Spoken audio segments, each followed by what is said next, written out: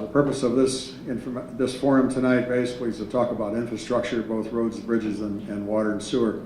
And our Assembly Minority Leader, Brian Kolb, always has been very progressive as far as encouraging us to hold task force forums across the state to gather information from people with boots on the ground, people that are actually doing the work. And so we've had over the years, we've had a number of task force on a number of different issues. But tonight we're going to focus on infrastructure, and I have the pleasure of introducing my colleague Phil Palmisano, who's from Corning, New York. He's a co-chair of this task force. So Phil, why don't you make some further introductions? Sure. We can all sit down, I suppose. We're all just going to say a few brief remarks, and then we'll get into the hearing from you who took the time to come here to. This is the primary purpose is to listen to you for your suggestions, your ideas, your input on what's working, what we can do better. You know, I'm proud of our conference has helped to lead the way to help promote the need to put investment into infrastructure, particularly our local infrastructure system for our local municipalities and towns and counties and villages. That's something we've had some success on particularly over the past 6 years, but we still have a long way to go. There's still a lot of unmet need out there, billions of dollars in unmet need when we talk about our roads and our bridges. And that's the purpose of this, is to hear from you. As Cliff said, I'm from Phil Palmisano from Corning. I represent the southern tier of Steuben County, part of Chemung County, Schuyler, Yates, and part of Seneca County. But as one of the co-chairs with my colleague Kevin Byrne, this is the first of 8 forums we're going to be holding around the state. So we're looking forward to making this tour around the state to get input from experts and professionals such as yourselves. When this is completed, we're going to be putting together a report that we're going to be sharing with our colleagues in the legislature and the governor on ideas we think we can do to improve our infrastructure and our transportation system here in New York State. And it comes from you. Your input, your suggestions, your ideas are very helpful and are really critical in this process. So we're very thankful that you took the time out of your busy evenings to come here and travel here to share with us your expertise, your ideas, and your input. And we look forward to hearing from you. And my pleasure to introduce Kevin Byrne, my co-chair. Thank you, Phil. Kevin Byrne, I happen to represent the New York's 94th Assembly District, which includes portions of Westchester and Putnam counties, and it's a pleasure to be here in the southern tier at Broome Community College. Obviously, I want to thank the college for allowing us to use this space, and thank you all for attending this important task force meeting.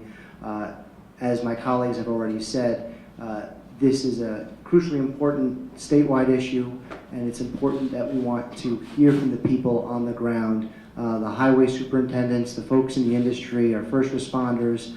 Our roads, bridges, and infrastructure affects everybody, and it's important that New York State makes a proper investment, and I look forward to hearing from all of you, and I'm happy to introduce my colleague to my right, Chris Friend. Thank you, Kevin. I'd like to thank both of our co-chairs, Phil Palmisano and Kevin Byrne, for taking time to travel across the state and listen to all the communities across New York State to get input on infrastructure and transportation needs. Transportation, DOT, and our 5-year plan. It's not just an upstate-downstate divide. Downstate and New York City bridges, DOT maintains an awful lot of that also, and that has been an ongoing education piece for the Assembly, especially Phil Palmisano and Senator O'Mara. They've done an awful lot when it comes to CHIPS funding to go out and talk to a lot of our downstate colleagues and mention to them the fact that it's not just MTA funding that's important to downstate, but also DOT funding. 9 and 10 highway miles are local miles, which means that they're maintained by our local counties, towns, cities, and villages. That means that where's the money coming from locally to support that? And obviously we're getting some money from the federal government and the state government, but we're looking forward to hearing from you. Are we doing it correctly? Are we doing it at the right pace? What kind of timetable do we need to look for to keep this going in the right direction? And given our current events with the local flooding that's been occurring this summer, maybe we need to upstep our efforts when it comes to monies that are going to our soil and water conservation districts to go ahead and maintain the streams, creeks, and rivers that are being inundated with debris. So if there's input that we can have on that, also look forward to hearing about that. And in collaboration with that, what kind of maintenance are we looking at for our sewers and our waterways within our public water systems for our communities? And with that, I will pass it over to my colleague, Brian Miller. Well, thank you for having me here today. My name is Brian Miller. I represent the 101st District, which goes from the town of New Hartford all the way to Orange County, the town of Montgomery. I represent 3 of the region DOT districts, and I think I drive probably all the roads in New York State. But like my colleagues have said, we're here to listen, and it's a good day to talk about structures, flooding, and whatever. The way I understand it, you had 4.5 inches of rain over the last few weeks, and the heavy rains last night have caused some issues. But working with soil and water, the local DOTs, local county DOTs, and state DOTs, we're getting a good education on this. And I know, and I was talking to the Region 8 people, and they explained it very well to us. We're only giving them enough money to manage the decline. We're in a decline in upstate New York on our infrastructure, and we need to put more money in the budget to do that. So at this point, I'll turn it over to Phil. Thank you, Brian. At this time, we would like to introduce our first person who will be talking to the committee and talking to us, Kate Newcomb, a captain with the Broome County Sheriff's Law Enforcement Division. I didn't come prepared with any particular testimony for you tonight. I'm here representing Sheriff Harder of the Broome County Sheriff's Office, and I'm here more just to learn what everybody's got to say as they present their information to your task force. Okay, I guess I'll start out. First, on behalf of our committee, thank you for what you do in protecting the public and keeping us safe. That must be stated first and foremost.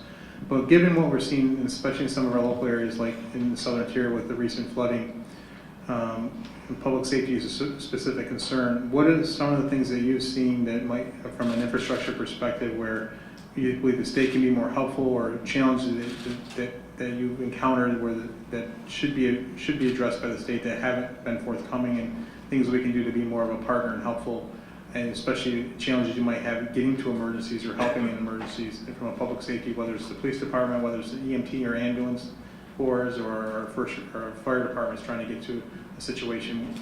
Anything that you've run into at the local level where the state could be more of a partner to help you in those areas? It's been my experience, we've experienced a lot of different, I believe that somebody had actually, Assemblyman Miller had referenced that we've had a lot of issues here in this particular region, weather-related issues, flooding, snowstorms, and the like. So we have a lot of experience, quite honestly, working with the New York State DOT as well as our local resources, our county highway departments and our town highway departments. Being that we have experienced those issues, we actually have had a lot of time to meet on issues, and we work well together, quite honestly. We enjoy a very healthy relationship with the New York State DOT, as well as our county and local resources. There's nothing in particular that comes to mind. Just a question, Kate, if you could. Back when we had the floods of 06 and 2011, in 2011 in particular, I was aware in one part of the state, first responders were sent out with rescue boats, swiftwater rescue boats, but getting to the scene, they kept having to turn around because roads were closed. And they had to be in their trucks studying maps and what roads they might be able to take. And I took that to a transportation meeting up in Albany, and one of the meetings we had in the aftermath of the flood with a number of people involved. And I said, with our technology today, it seemed like there would be a better way that they could actually tap into real-time road closures and be able to, I mean, it took them hours to get to it ended up being just a recovery, unfortunately, but it took them hours because they had to travel so far out of their way and had so many turnarounds to get back to find another road. Has that been improved at all? Is there more of a real-time identification of roads being closed? You know, specifically, when you bring that up, I recall that when we were, specifically with the floods of 6 and 11, we were receiving resources from the state, and that was more of a problem. My recollection is that was more of a problem, was there was so many roadways that were closed that they had to detour, and it took them, you know, extended periods of time to get those resources here to this particular region. It's my understanding that they are working on that. I'm not intimately involved in it, but yes, that was certainly a problem.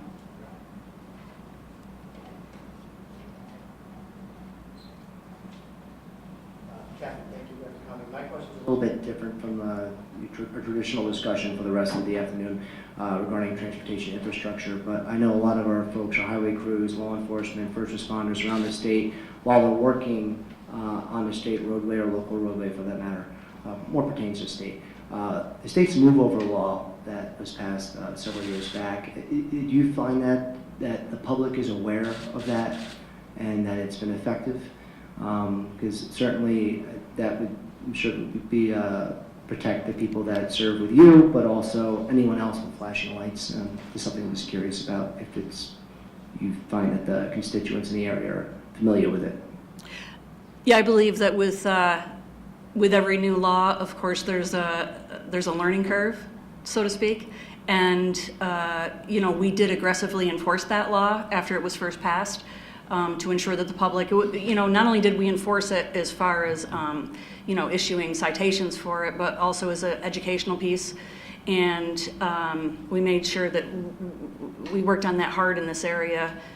To educate the public about that new law, and we are seeing increased compliance with it, yes. Good, thank you. I know in some other areas in the state there's been some tragic instances where New York State police have been hit, struck, even workers on help trucks, and Sure. so just want to make sure that it's having its intended effect. Thank you. You're welcome. Just to follow up on that question, do you think that there's enough room on our the interstates, the local highways, for the move over law to take effect? So if you pull somebody over, is there enough of a shoulder for that motorist to pull over onto and still be able to get around the vehicles, or is that something we need to be concerned about? You know, specifically if you're talking about state highways, I do think that there's enough room on the shoulder. Of course, when you get onto the more rural roadways or county highways, you know, there might be some areas that are a little bit trickier, blind curves and such, but specifically on state highways, I do believe that there are.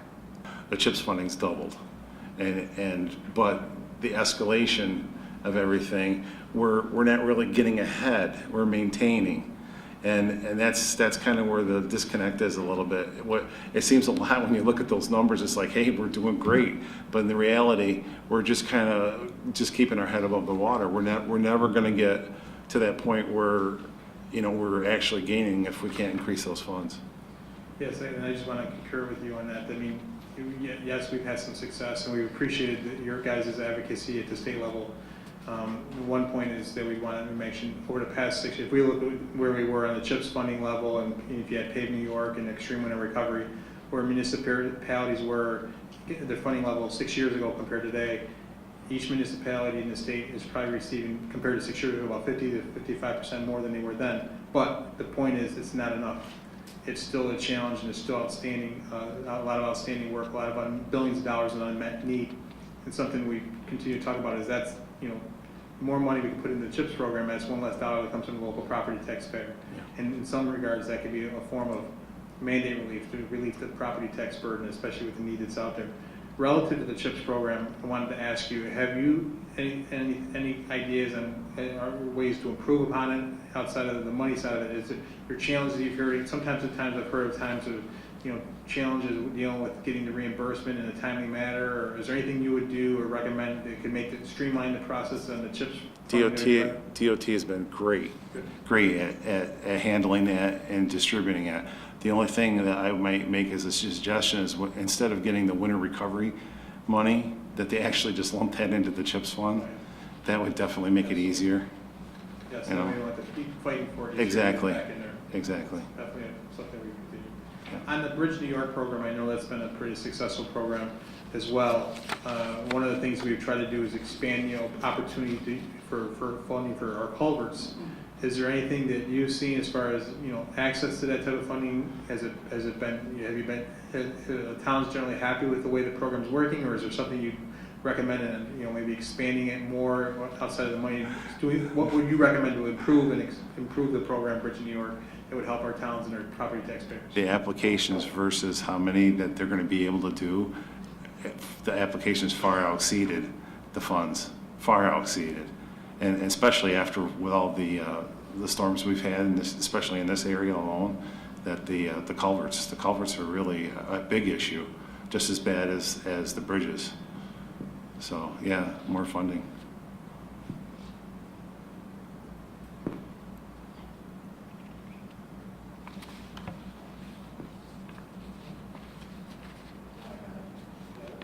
I got it now.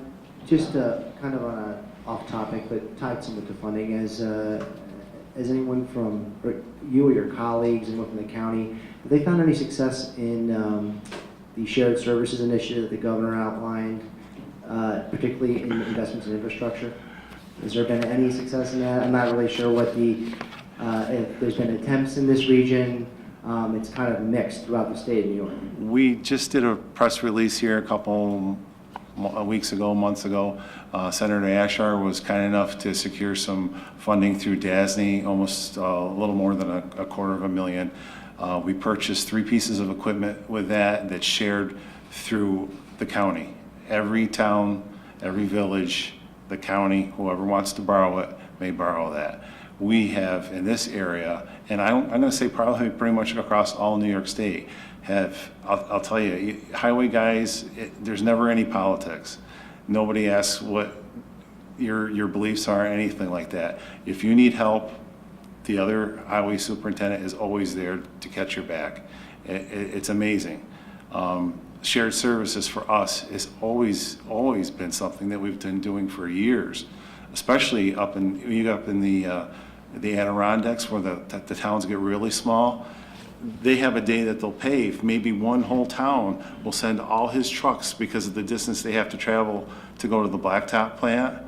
They'll all go in one big group and do that. So shared services has been in existing. The problem is, as highway superintendents, we've been very poor at communicating that and letting the public know that we've been doing that. It's something that's been happening behind the scenes without a lot of, because we're not in it looking for glorification.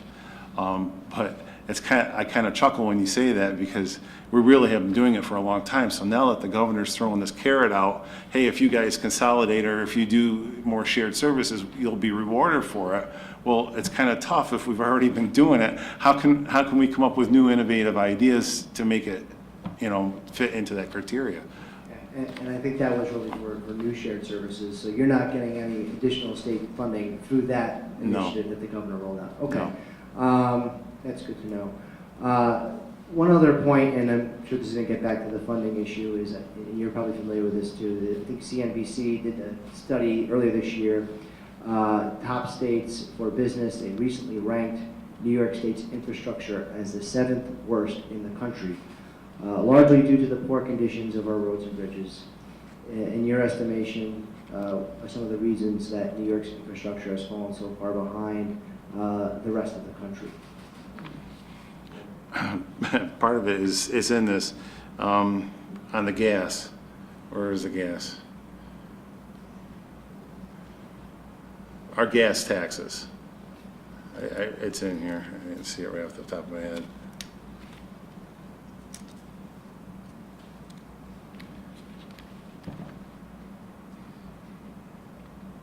Well, anyhow, half of our gas tax is taken off of local roads. How much of that comes back to the highways? It almost all of it ends up in the state's hands to distribute, and we don't see it. So, I mean, if you're taxing the public for something that they're supposed to be getting and we're not getting it, something's wrong. No, absolutely. I know that's a concern that some of my colleagues and I have expressed as far as the total amount retrieved from commuters and taxpayers through excise taxes and sales taxes on gasoline, and how much of it actually goes towards infrastructure, how much of it actually goes towards the general revenue fund, and how it, is it being appropriately invested in our roads and bridges, either through state transportation or through things like CHIPS. And that's someone was jokingly about, I think the state sales tax portion is about $520 million. It'd be nice if we could just dump it into CHIPS. But, okay, thank you.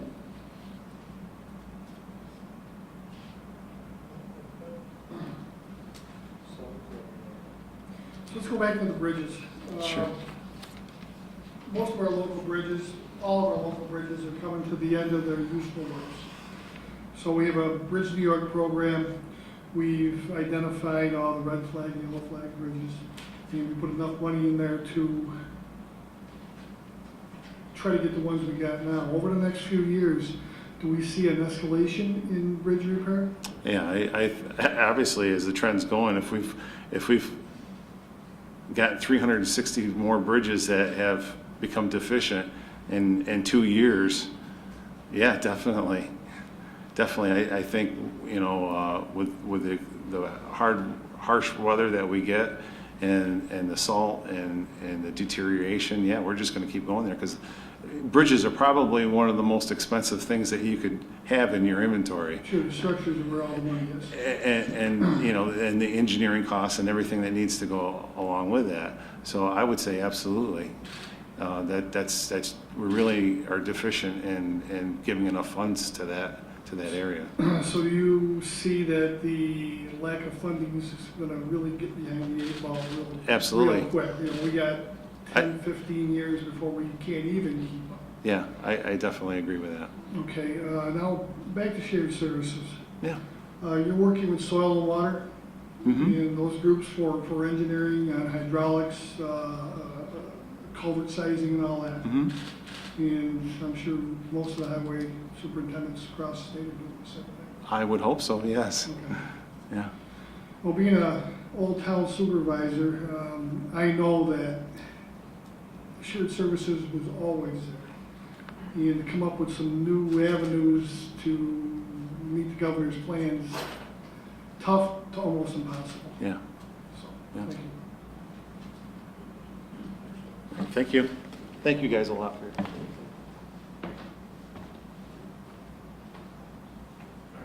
Our next speaker is Andy Avery, Public Works Commissioner for Chemung County DPW.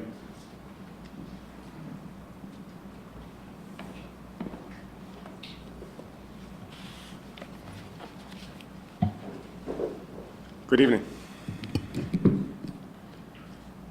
This too loud, too low? Okay. Thanks for inviting me. I appreciate it.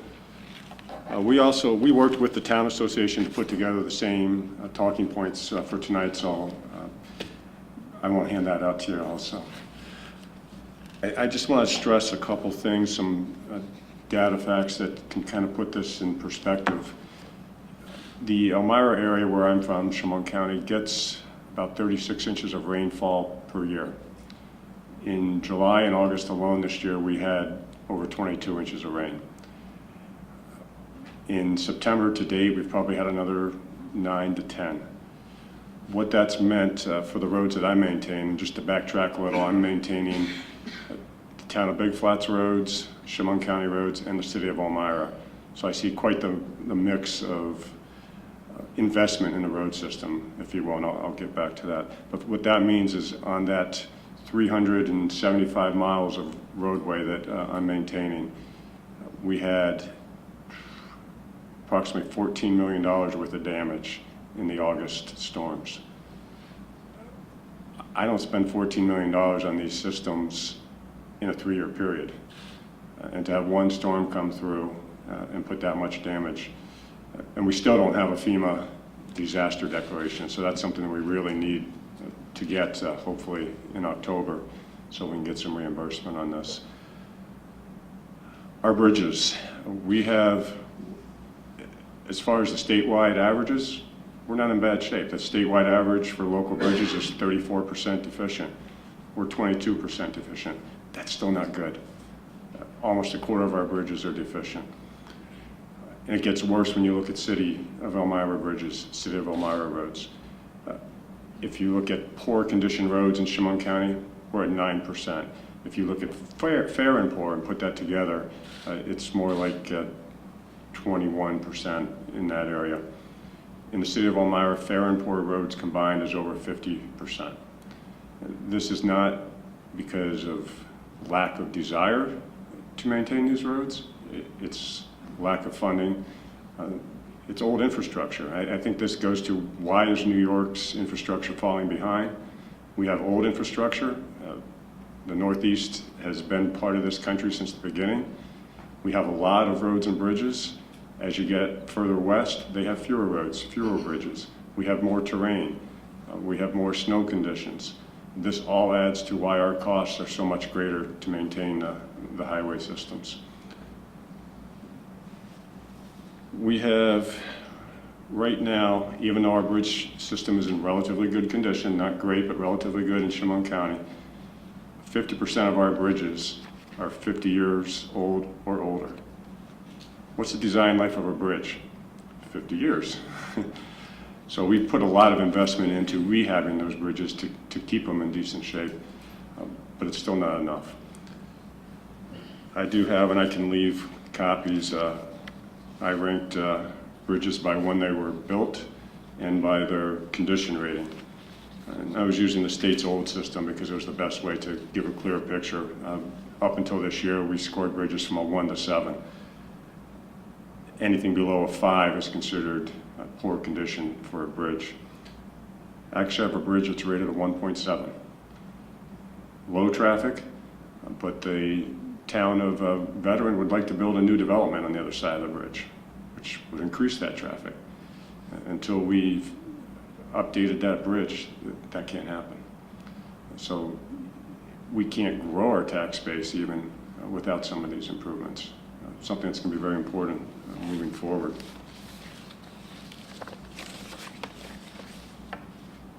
As far as the talking points, we can't stress enough how little of the CHIPS money, how little of the fuel tax money actually makes it directly onto our roads. Much of it is used to pay for operating, whether it's the DMV, state DMV, state DOT, for operating costs, for snow and ice control. When CHIPS was initiated, it was meant to be for capital improvements, Consolidated Highway Improvement Program. I think the total amount going toward CHIPS right now from the fuel tax, I think it's 20% of the fuel tax is actually going toward it. We need to make some changes there. I don't know, it's not my place to say whether we need to raise fuel taxes or not. It's certainly, we already have one of the highest in the country, but we do need another way of funding this if we're going to be able to put money back into the roads. And fuel tax is really, it's a dying system in that people are getting better gas mileage from cars. You have hybrid cars, you have electric cars coming. Less fuel is going to be bought for the more miles being driven. We just can't maintain moving forward. I don't want to run on and on. I could, but I won't. Engineers tend to get a little passionate, so, and a little boring, so I won't do that either. Andy, thank you for being here. A couple of things I wanted to talk about. Just the point you mentioned about the money, and Joel mentioned money from the sales tax is something that we're very cognizant of. We have legislation that would put that money from the sales tax back into the dedicated trust fund. I know that, I think from some of the statistics I read from you, I think it was from maybe a couple of years ago, where it said New York collects about $4.7 billion annually in fees. That takes about $1 billion to sales tax. And again, 520 that's state, 520 is local. DMV fees, all of that, but only about $2 billion that's going back into the local system, or going back into the dedicated for infrastructure. But I did want to ask you relative to some of the other issues. Sometimes we hear from highway superintendents and others about the water and sewer investment problem, infrastructure problem, because we might fix a road, but underneath might be a mess, and if something happens there, then it might be a wasted investment.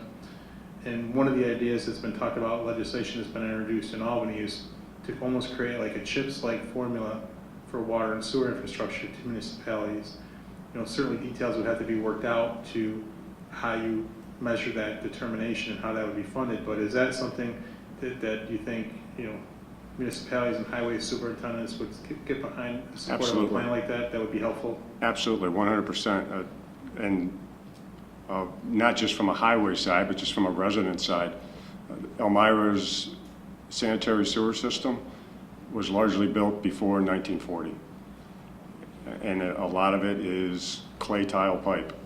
So it's an old aging system. We're having sinkholes an unbelievable amount every year, which affects the highway above it. It's an invisible issue that's going to really bite us, whether it's a sanitary sewer, a lack of storm sewers, aging water lines in communities. I was talking with the Big Flats town water supervisor today. We still have some areas with plastic pipes for water mains. Not the greatest. They were allowed in the 80s. If you have a water leak on a plastic pipe, good luck finding it. It's hard to hear, and so absolutely the stuff that's buried in the ground that we don't see on a day-to-day basis is critical to our continued success and our ability to attract new businesses. If you don't have sewer and water, you're not going to get some of these large businesses into town. I have another question relative to regulations and rules that might hinder your ability to do work. I know, like, with that, like from I talked to one of the county highway superintendents when you talk about there's a great program out there with the federal government where 80% of for a new bridge, 80% comes with the federal and the state and local match for state and local participation. But because some of the rules and regulations that are tied and requirements that are tied to that, he said they could do some bridges still meet statewide safety aspects and do it for a lot less of the cost. Is there any rules and regulations that you encounter and your colleagues encounter that could be altered or eliminated or modified that would help you do your job better and be able to get a bigger bang for the buck with the dollars that you're using to improve the infrastructure locally? I think that's a meeting of its own. We could talk all night on that one. Yes, the short of it is the federal programs have a lot of requirements. They're not federal requirements, they're state requirements. If you go to other states, the feds make them follow their own state manual. So the state manual we have for local programs is getting larger and larger. I've never seen it shrink. It probably gets 10 to 20 pages longer every year. Whether that's engineers' fault or attorneys' fault or probably a mix of both, I don't know. I think we need to revamp the federal aid manual for local projects. I also think we need to revamp how the program works. And I'll give you a perfect example. It's a reimbursement program. Right now, between Chemung County, Elmira, and Big Flats, we're managing, and we're very fortunate, but we're managing near $60 million worth of federal aid projects. 5% of $60 million is still a lot, but the fact is we're cash flowing all $60 million. And the reimbursement might be 3 months down the road. I've had to delay several City of Elmira projects a year because they didn't have the wherewithal to cash flow them, not even the 5%, let alone the whole 100%. So we need to look at, particularly in struggling areas like cities, villages that don't necessarily have the resources, is there another way to cash flow those projects? But definitely the specs need to be updated. I can build, with my own forces, probably about 3 bridges for the price of 1 on a federal aid. Using contracted forces, it's probably, but not using a state or federal aid project, it's probably about 30 to 40% less than the federal project would cost, sometimes 50. Definitely room for improvement. A few years ago, I was approached by one of my municipalities. They were replacing a bridge, and the state historic preservation got involved when they were going to be replacing the abutments. Now, obviously, this earth was turned 50 years before that, so if there was any artifacts, they were probably destroyed or even buried even more. And we had a lot of real tough conversations with historic preservation about their requirements for that municipality to perform all sorts of phase 1, phase 2, excavation and so forth to see if there's any artifacts there. Is that still the case at this point in time? Nobody's contacted me since then, but It's still an issue. Yeah. We generally spend, on a large project, we might spend $50,000 in archaeological studies. We're close to SUNY Binghamton, so that money comes to Binghamton University. I'm not saying that that's good or bad. I'm saying sometimes it can be unwarranted. As you mentioned, it's been land that's been disturbed before. You got a bridge abutment there. You've got a road there. We found some interesting things in the past. I will definitely say it can be good, can be bad. What happens is it delays the project.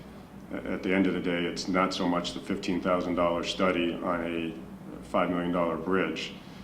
It's the 6-month delay, which can cost a lot of money. So issue, it's a minor issue, but it's certainly something that can be looked at. Just got one question on bridge rehab. What does that add to the life of a bridge? We just did a bridge rehab, and it depends on how much money you're putting into it, but we just did one on one of our 600-foot county long, or 600-foot long county bridges. It goes over the Chemung River, and that was a 1960 bridge. So we rehabbed it when it hit about 55 years old, and we added 25 years to its expected life. It cost us probably about $3 million to do that. New bridge would have been about $8 million. Thanks. You're welcome. Andy, I mean, you've talked about some of the regulations and the added cost and the time that that's added. In the time that you've been involved, about the cost of materials, engineering that needs to be done that's regulated or regulated or required by the state or federal government, how much is that added to cost? Engineering costs have pretty much been stable. It's been more the inspection costs, the costs that are required while we're building. I would say inspection used to be about 5% of the cost of a federal aid project for me. Now and engineering was 10 to 15. Engineering stayed about 10%. Inspection's probably gone to 20% of the cost. We're required in many cases to have 3 full-time inspectors on site. It's overkill. So we could certainly look at decreasing the amount of inspection on site and still getting a quality bridge. We're doing it for the sake of requirements, not for the sake of need. And how about the cost of materials? That's skyrocketed.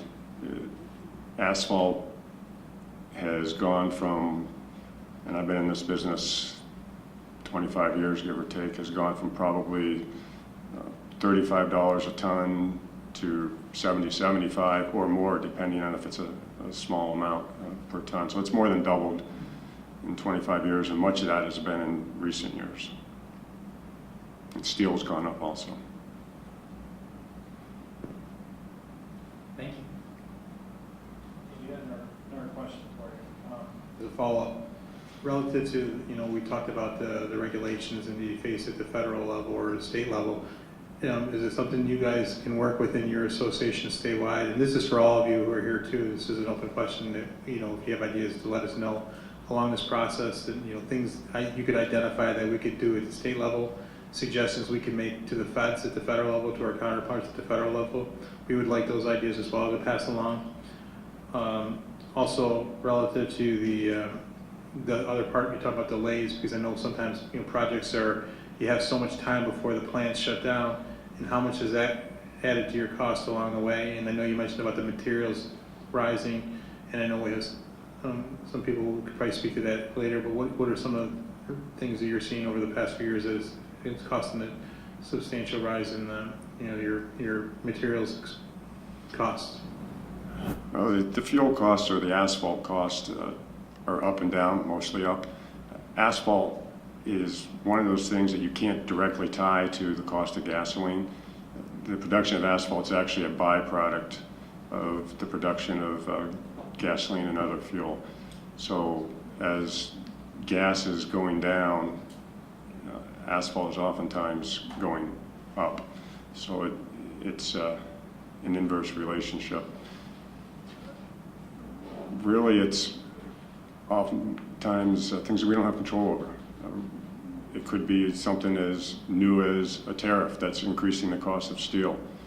In the long term, that's probably a good thing so that we can become more self-reliant. In the short term, it's painful. The cost of labor, I'm hiring employees right now, and please don't take this as the right salary. It's way too low for a new employee with a CDL. We're paying anywhere from $12 to $15 an hour. You get a state rate, prevailing wage, doing that same kind of work, and you could be well over $50 an hour or more.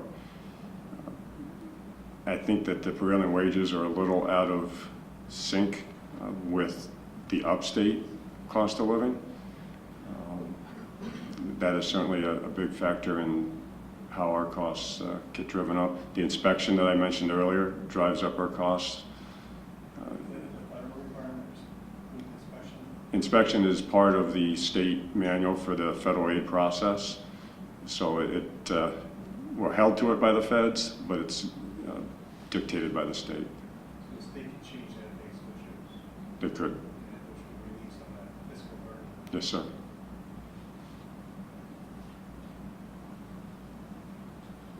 Just got one more question.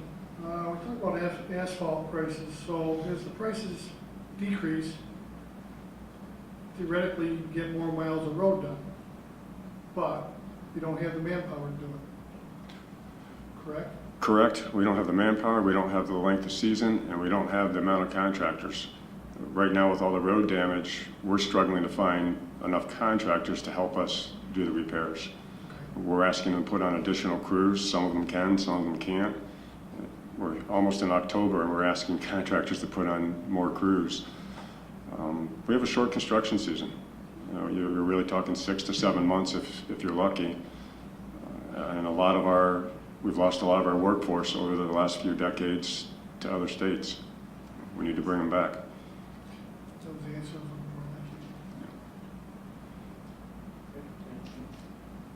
Thank you.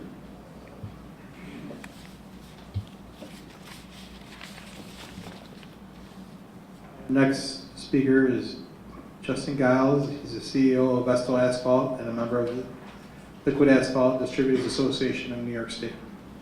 Thank you for being here, Justin. We appreciate it. Thank you.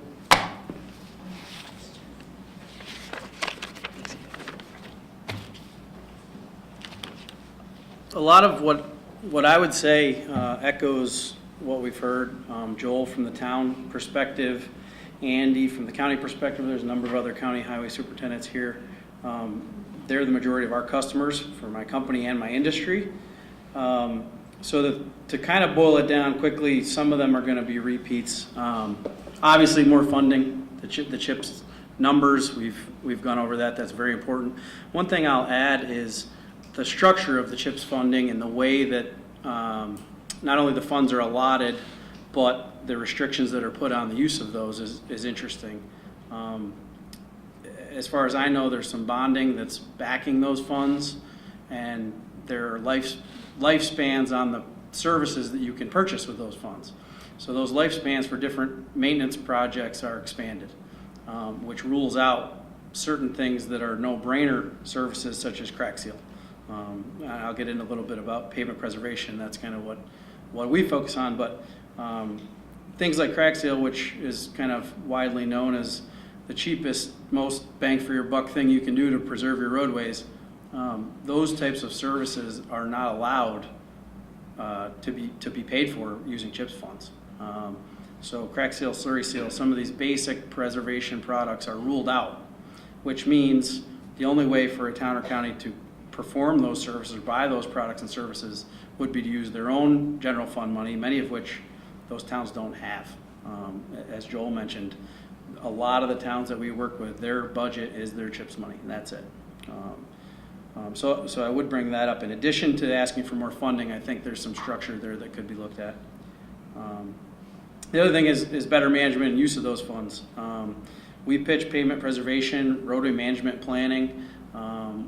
We are involved in, and the people in this room attend different educational seminars and try hard to learn all the things they have to learn about how to spend their budget in the wisest way.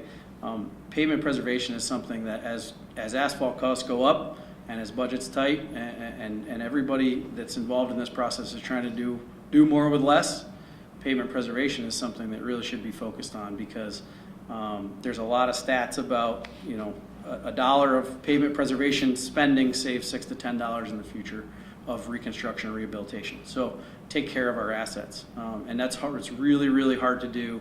I'm sure the municipal officials in the room can speak to that. When you get phone calls from people saying, you know, my road has all these potholes, how come you're paving this other one that looks really nice?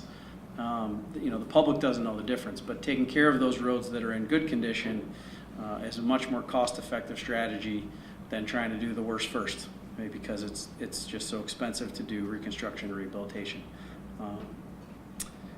Just a stat to kind of back that up, I found this kind of interesting. This is pulled from the New York State DOT capital plan, so it doesn't necessarily reflect what's happening at the county or town level, but their capital plan for 2019-2020 is $4.434 billion. Of that, $2.3 billion is for state and local paving. Only $371 million is for pavement preservation.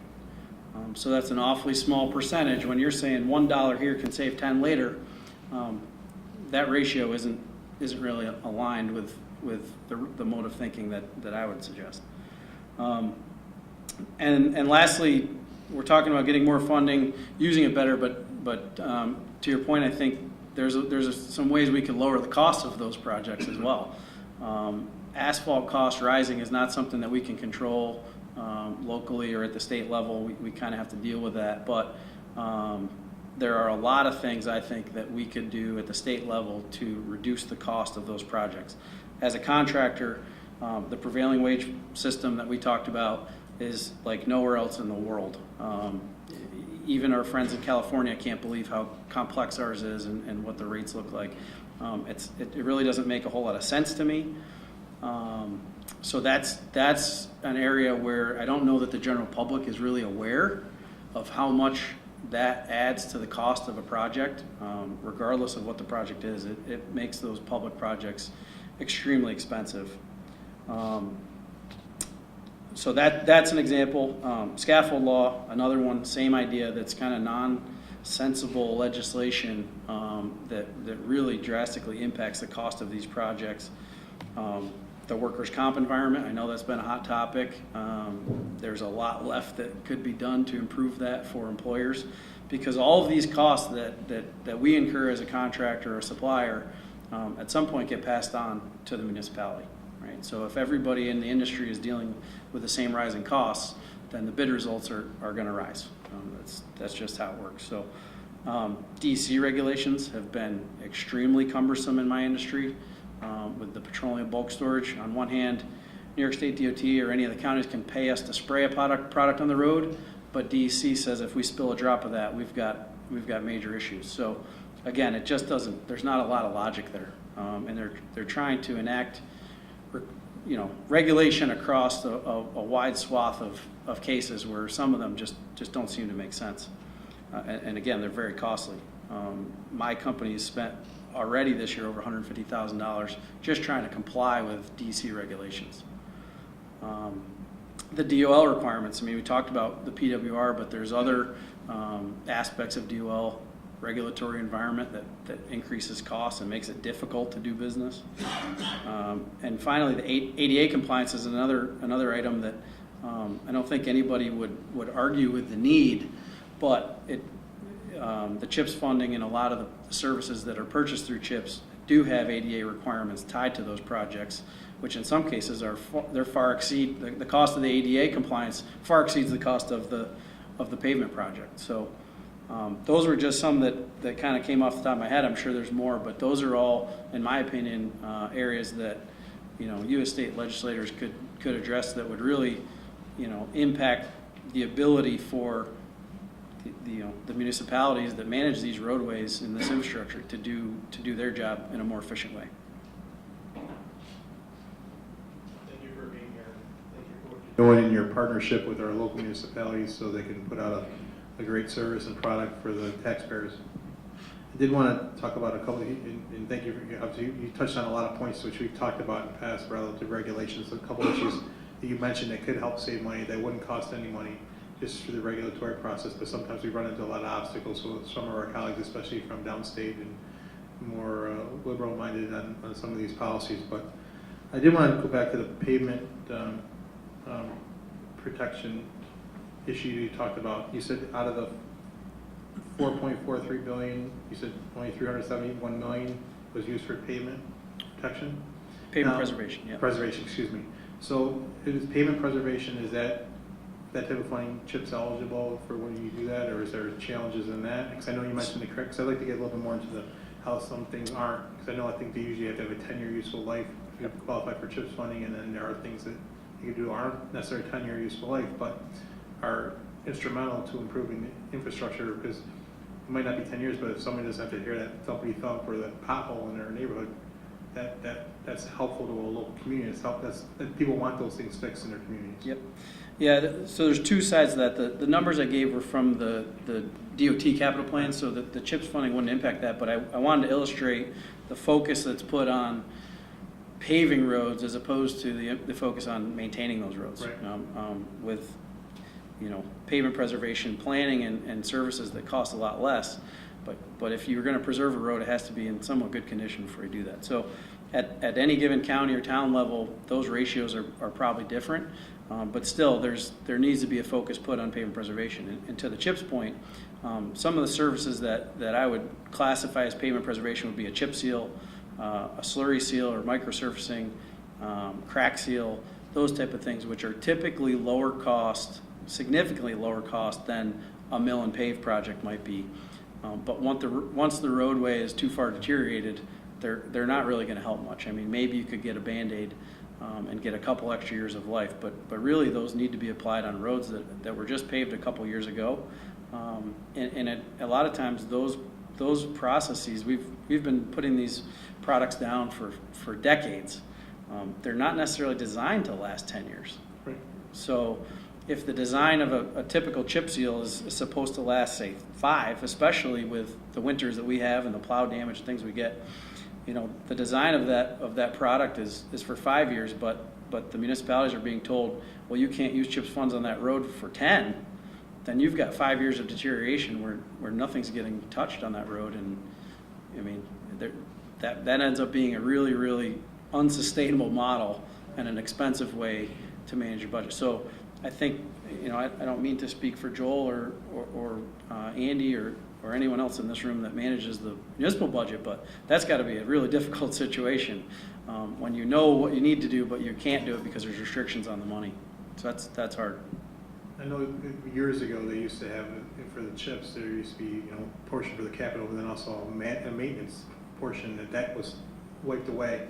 Mm-hmm. And I wonder if those got caught up into that, where those funds could used to be used for that type of maintenance work and chip seal, where it would help the municipality take care of an issue because it was eligible for funding. But then they stripped that, and now it's just strictly capital. Yep. Again, some of those most, there's terms that get thrown around: higher cost benefit value. So there's economists that put these numbers together, but if you just think about it on a bang for your buck, the things that are the cheapest, that are, you can put a little bit of your budget and it really has a huge impact. In some cases, they're not even allowed to do those things. I mean, that's crazy. So it makes it really difficult for the people maintaining those roads to do what's best for the roads and what's best for the taxpayer. Justin, again, thanks for being here. But the prevailing wage issue is something that has kind of intrigued me for many years from when I was town supervisor and on the county board. But I represent at various times either all of Delaware County or a good share of it or half of it now. But what I found out in the prevailing wage issue, part of Delaware County is in the Hudson Valley region. So the union wages in that region determine what Delaware County's got to pay certain portions of roads, and the other part is in the Syracuse region. And there's obviously a fair amount of difference on that. And my understanding, and you can correct me if I'm wrong here, if you're out there in Delaware County paving a road, and you go across that town line where the next town is in the Hudson Valley region, you suddenly have to change your wage scale. Correct. To match that. right in the middle of a project. Mhm. And, I mean, that's gotta be just mind-boggling. Yep, and there's no line across the road either. Exactly, yeah.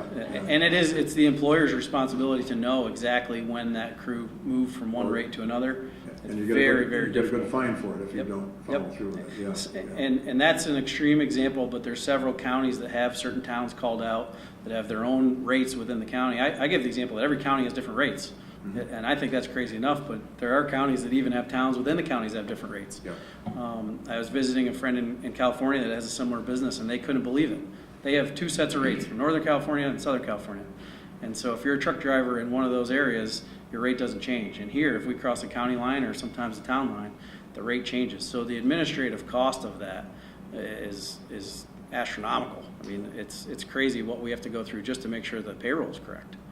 Yeah. Not to mention the fact that certain counties have rates that are significantly higher than others. Our guys love going to Delaware County because the rates are significantly higher. It's one of the poorest counties in the state, Mhm. you know, so it doesn't make sense. But I tried to look at how we could change that, and that's a monumental task. The unions are involved. They kind of set the boundaries and so forth, and there was not an appetite at the state level to get involved. Right. Thank you.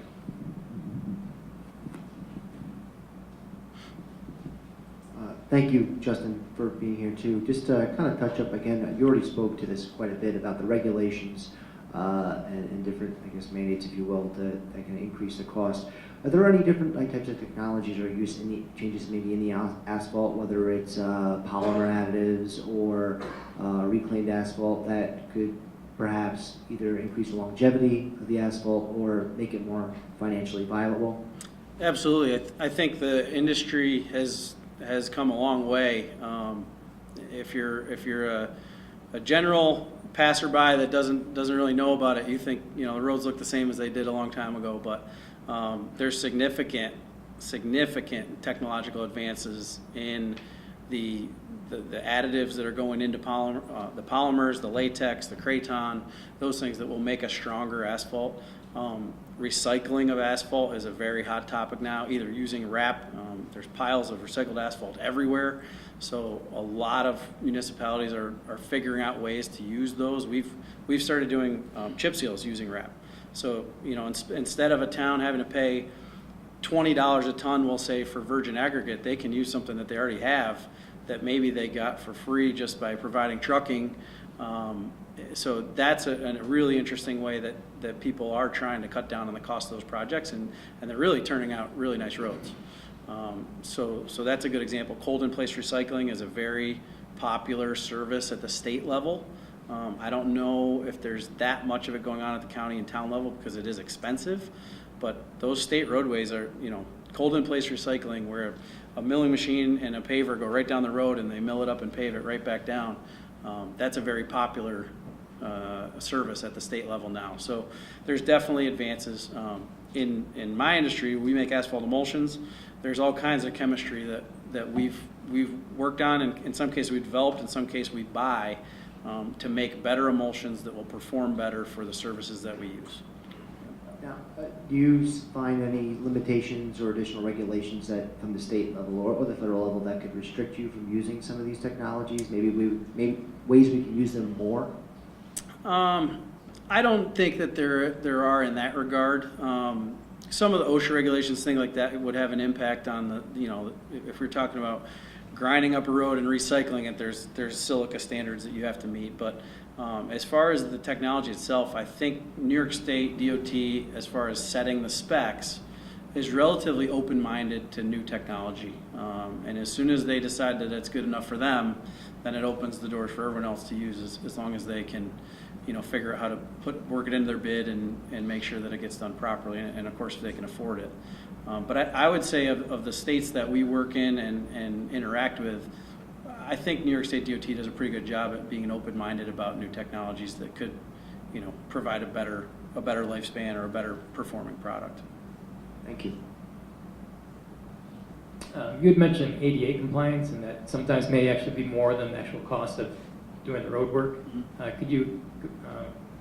Yeah, expand on that? that's probably something that Joel or Andy could speak to better than I can, but I'll try to explain it.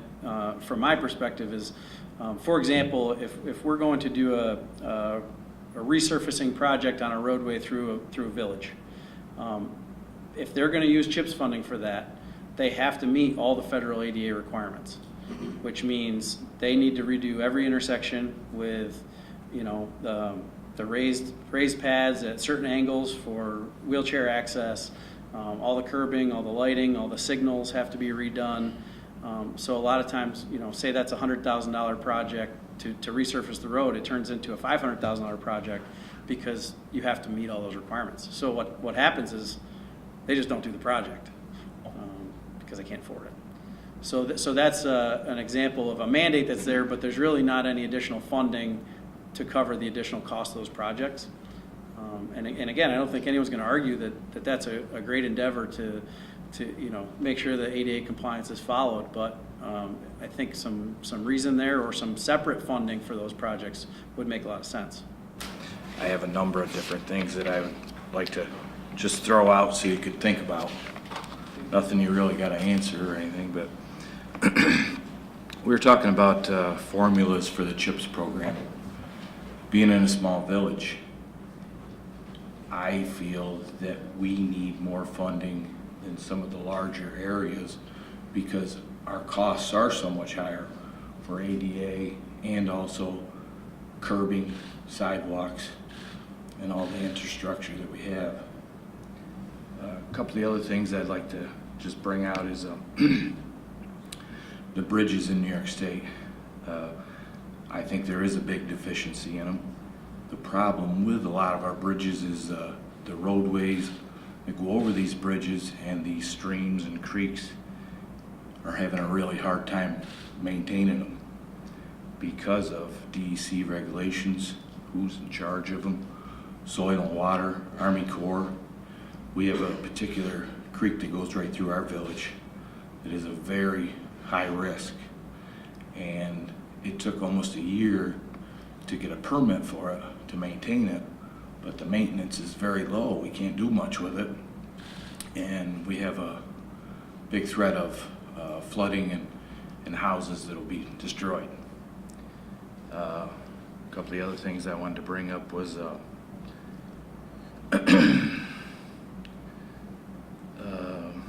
the sewer funding and the water funding. I am definitely for some kind of CHIPS programs for water and sewer. We just put a new sewer plant in. We had to because of our older sewer plant, and our water system is aging, and I think that we're going to need to have some kind of funding that we can maintain these systems and upgrade them instead of going to the taxpayer every second or taking bonds and that kind of stuff that take 30 years to pay back. Some of the things that I don't know if you realize, but we are in the Chesapeake water area, and we also are in the Susquehanna River Basin. So besides DEC and these other two entities, we have to meet a lot of regulations. Sometimes the DEC is very good with us, sometimes they're not. But these other two, they are not here, but we have to meet their regulations, which are very costly at some points. We have to do a well test in the next 2 years on one of our wells. It's going to cost us over $25,000. That comes out of our general fund. So these are just a few of the things that I just brought up to talk about or to put in your mind. I will say I've been in the highway system. I was a highway superintendent. Now I'm in the village. I do water, highway, and sewer. The CHIPS programming has been good. It's I've got almost 20 years in. It has increased, but has it increased enough to maintain? Not enough.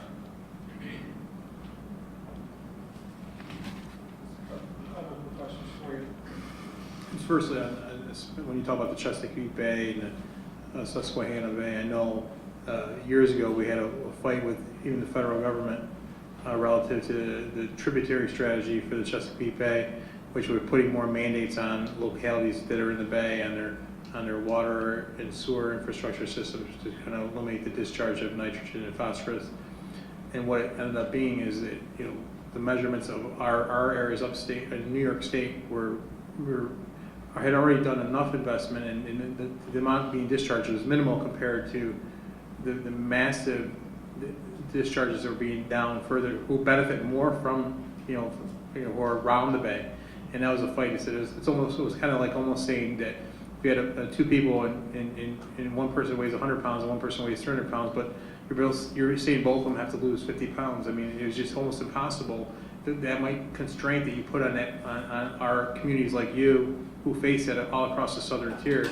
It was a financial burden and a hardship, and unfortunately, because of the federal regulations, we knew that was something we pushed for. And I know the state DC tried to, in some aspects, to try to help negotiate that, but it didn't really work the way we wanted it to work, of course, because there's a cost to make those upgrades that you needed to make. So, also on the chip side of it, being a small village, you hear a lot of people. One of the common themes is that sometimes the CHIPS funding is all these municipalities have, whether it's a small town or a village, to improve their infrastructure, keep up.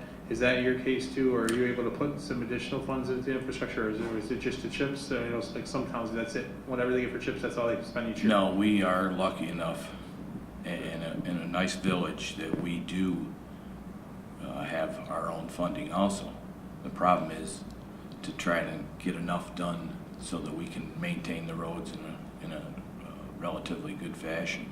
And as he addressed it before, a lot of times we'll hold our money and roll it over for a year or two to get enough to do a bigger project, because when we, in a village, we can use a slurry seal, which is expensive, but we also, a blacktop hot mix, which is usually thick, a grinding, that kind of stuff, costs a lot more than a chip seal on a back road in a rural area.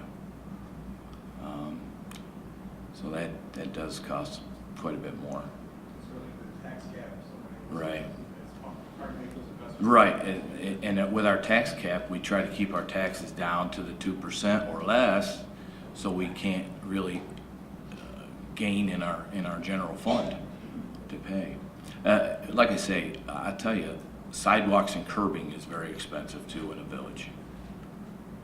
Your comment about testing the well is going to be $25,000. Is that required by SRBC or the? Yes. What are you testing for there? They have to test, which is kind of a bad deal. We have to let the water run for 48 hours, but then we can get fined if we have so much water waste. Yeah. See, they check our wells to see if we are in compliance with the well water that we use all the time. And if we go over a certain amount, we can get fined.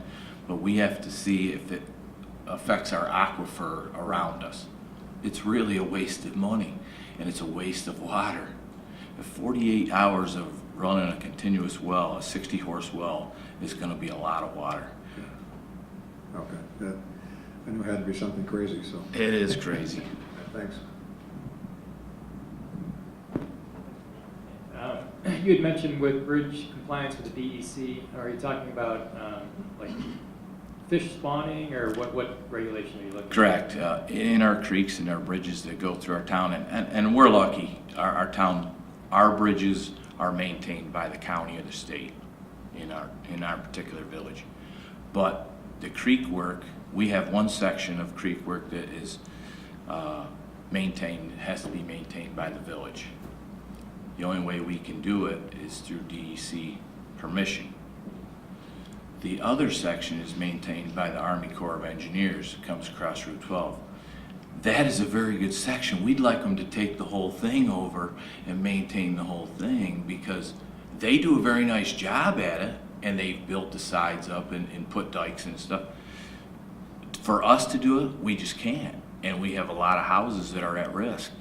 And the biggest thing is, I came to a flood control thing down here just a little while ago, but the Shenango River, where it empties into, it can't go into the river. It needs to be cleaned out, and that's a no-no. You can't get in there and do anything in there. So, I mean, it's it's a bad situation because sooner or later at one of these rainstorms, we got 4 inches of rain 2 weeks ago and we were getting some major flooding. It came over our banks and started getting some of our businesses, which is our laundromat, some of that stuff that's set down in there. It's gonna get them again. It got them before and they're not gonna come back. So I'd like to see some kind of DEC stuff and Army Corps to help us, or we help them to take these off of so they're not gonna bother us.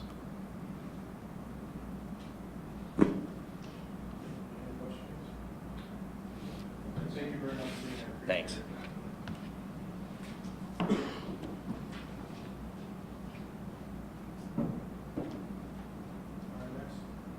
Speaker will be Sean Fry, Director of Public Works for Shenango County.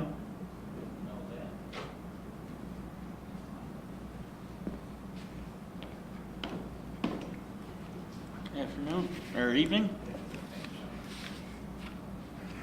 Well, you've heard it all from all these people. I've got the same answers.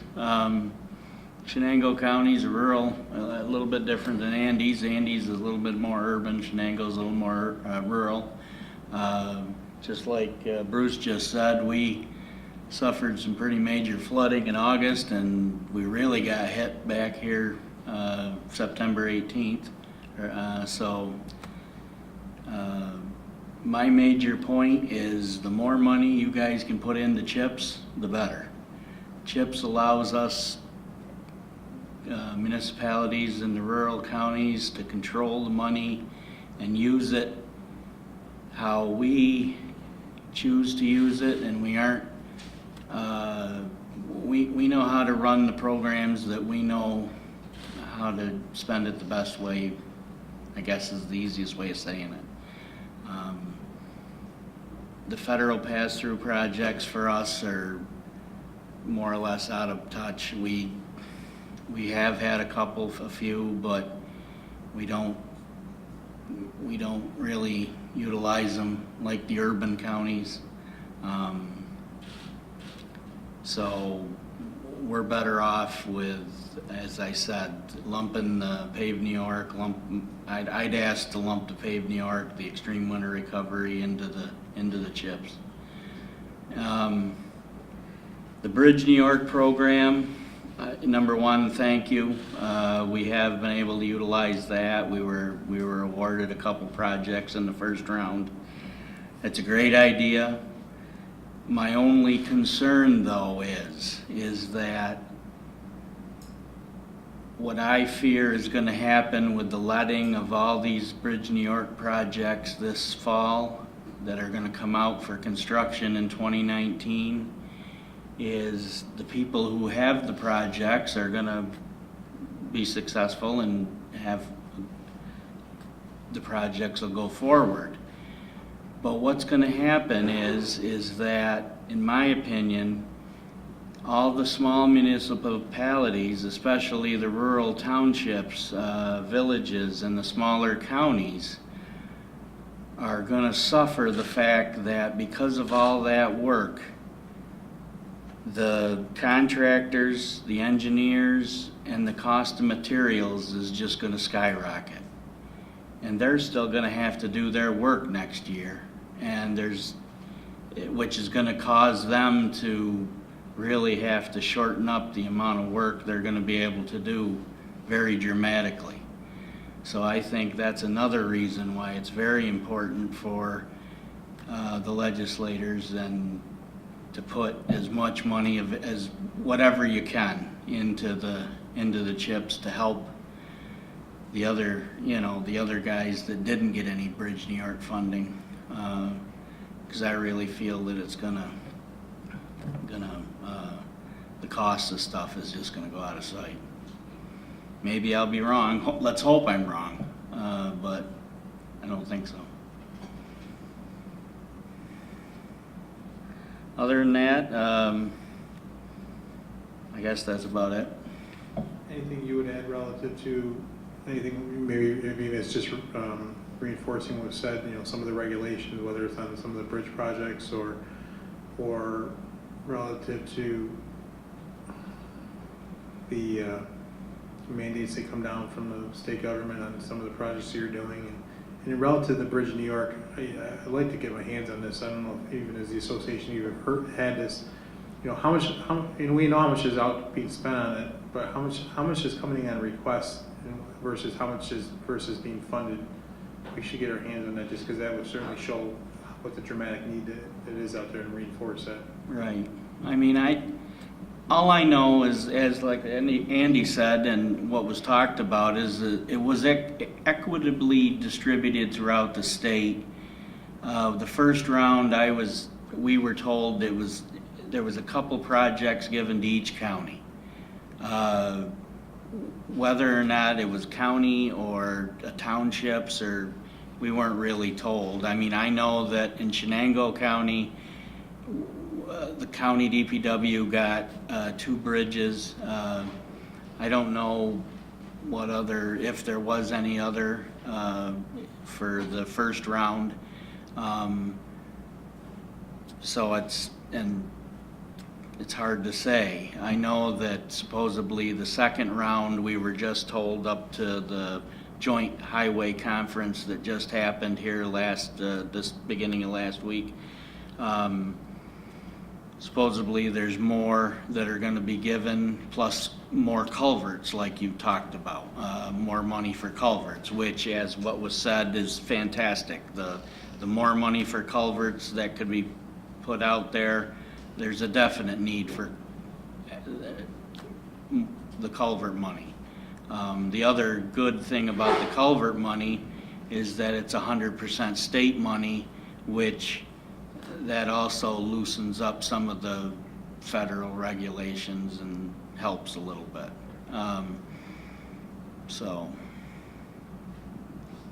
Sean, my understanding, for a number of years now, Shenango County, the county itself, manages all bridges over a certain length, am I correct? Yes, sir. Still, and what's the length there? 25 feet. So anything over 25 feet is handled by the county, which relieves a lot of the burden on the small municipalities.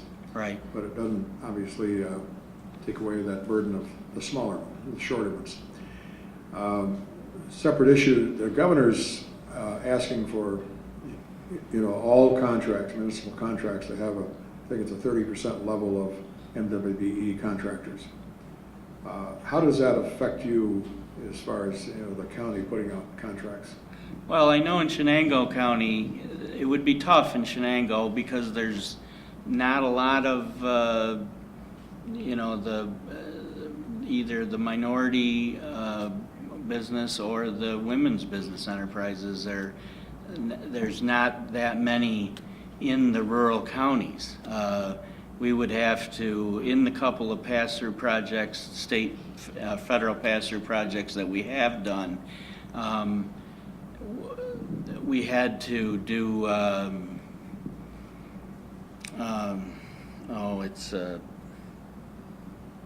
we had to ask for leniency in those rules. There's a special term for it. A waiver, because we couldn't, the contractor doing the work couldn't meet it because of the fact there just wasn't enough in the county. So it would be tough to meet those requirements, especially if it was enacted or put into like the chip stuff or anything like that. That would be very tough, just about impossible. Wouldn't you agree? I mean, I've objected to this in Albany and actually sponsored some legislation that would make the MWBE requirement match the MWBE percentages in the economic development region, which that would seem to be more consistent with what's real. But would you agree that it probably invites fraud from other contractors maybe that are they want the contract, so they're going to say, well, but it also brings in people from outside of the area to fulfill that portion of the contract. So Sure. you lose a lot of your local jobs. Sure, yeah, you would, I agree. Yeah. Okay, thanks. Just one more real quick question. Yes, sir. I know in the past, when there was a change to the federal highway bill spending some years ago, there would be line money that would go into, would used to be allowed to go to localities. The focus of the federal funding shifted to interstates. So that money now goes right to the state to do the interstate work. And so municipalities lost some of that money, but none of that was ever replaced with state money for the local work. Is that something that you experienced or any of you all experienced in regards to that? To the tune of how much money are we talking about that you would have lost when the federal, when they think about that now or down the road, they know that the federal government put the focus on interstates, so the money was going to the states, so the state got this money, and they were fixing interstates, but they weren't helping out the locals with more, additional CHIPS money, which would be more beneficial on the local side of things, because you lost that federal dollars because it could be used for local roads anymore. Right. But the state's not coming through and helping to replace that money. I'm just wondering if you, what type of impact that had on you as well. Well, like I said, we haven't done that many of the projects, so I'm not, that'd probably be better, Andy probably be better, or, I don't know. Probably lost about 20% of our previous levels, but that was made up with some of the special state programs. So in reality, our area didn't lose anything, but we lost, we have an MPO, Metropolitan Planning Organization, and the TIP, Transportation Improvement Program, that was down about 20%, not counting the direct state programs like Bridge New York and such. You're very welcome, thank you.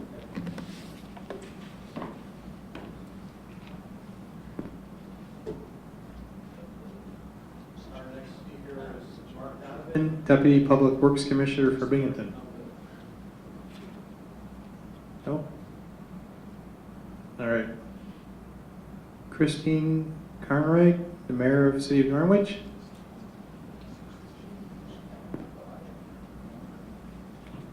Got my name right, that's first.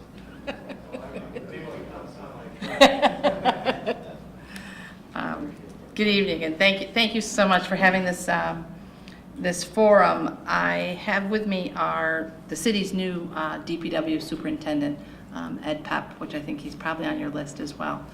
I'd like to first speak to something that Assemblyman Crouch just mentioned, and that's with the MWBE requirements. Mayor of the City of Norwich is a part-time position, and I work for a private contractor. And the MWBE requirements and the prevailing wage are astronomical, and all that is doing is adding to the tax burden. In light of the recent flooding that we had just last week, some work needs to be done, not in the City of Norwich, so now I'm speaking in the private sector, in the town of Oxford. And I just had to do the rates today for what those folks are going to be paid. And the operators are up in the high 60s per hour with their base and their supplemental benefit. And the laborers are in the high 40s. Now you have to take that from the standpoint of these folks work on a regular job and they're making, $20, $22 an hour. I mean, we are doubling it and tripling it. And all that is doing is adding to the tax burden. I think, and as far as the MWBE requirements, Mr. Fry spoke to the waiver, and when that first went into place, and there was a project, and it said it was required for any project over $100,000.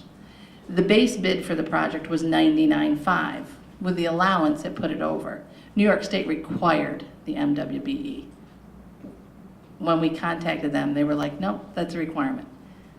When the project was all said and done, the allowance wasn't used, so the project was under $100,000, but the cost that added was significant. And it's like, it just seems to me that the state needs to be looking at those types of requirements that just are not feasible or reasonable for that matter.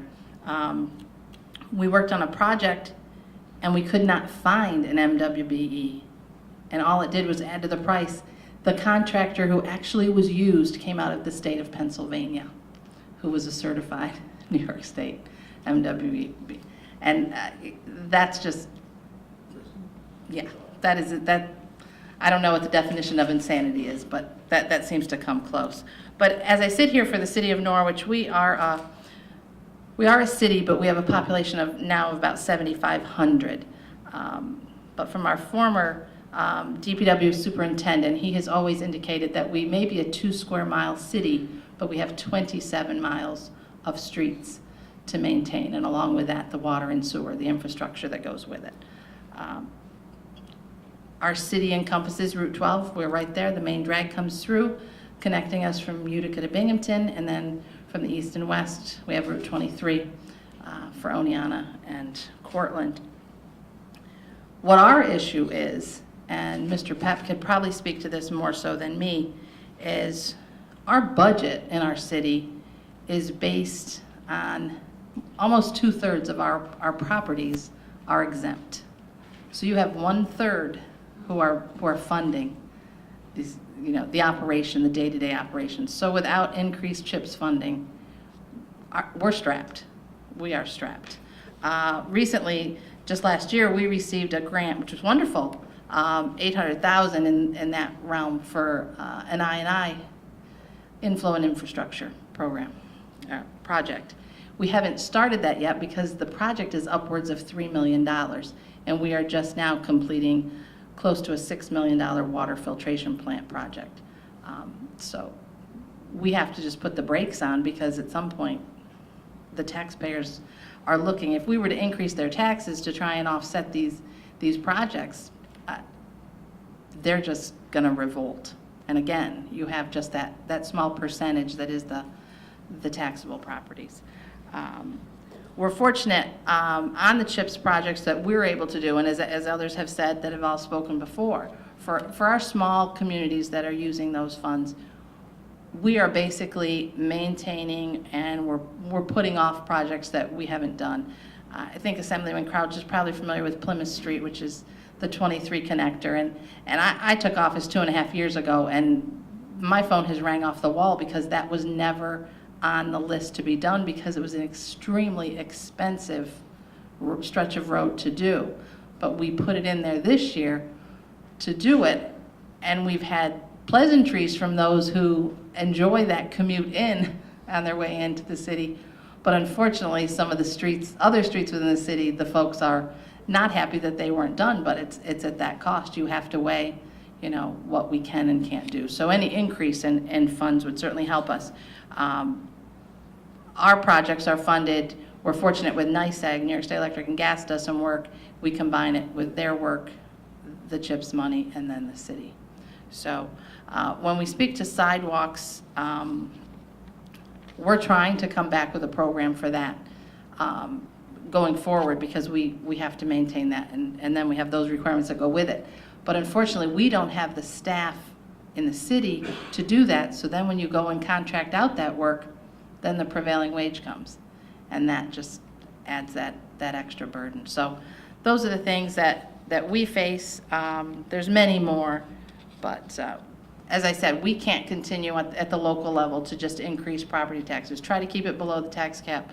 Try to do the best with what we have, but the people are looking for something increased service, improved service, and when we're just maintaining and getting by, they're not going to be able to cough up that extra money. So, but again, thank you for the forum tonight.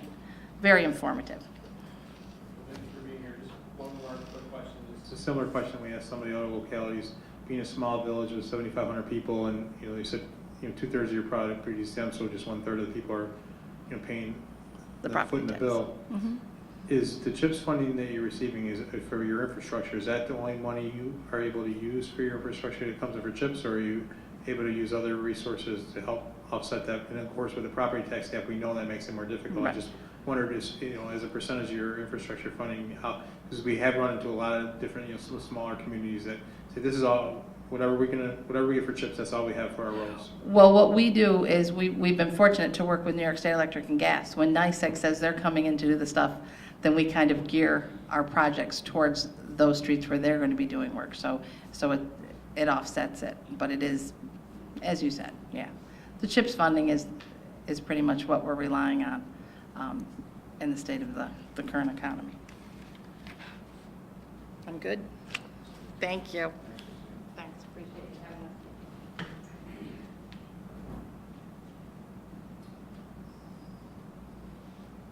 Ed?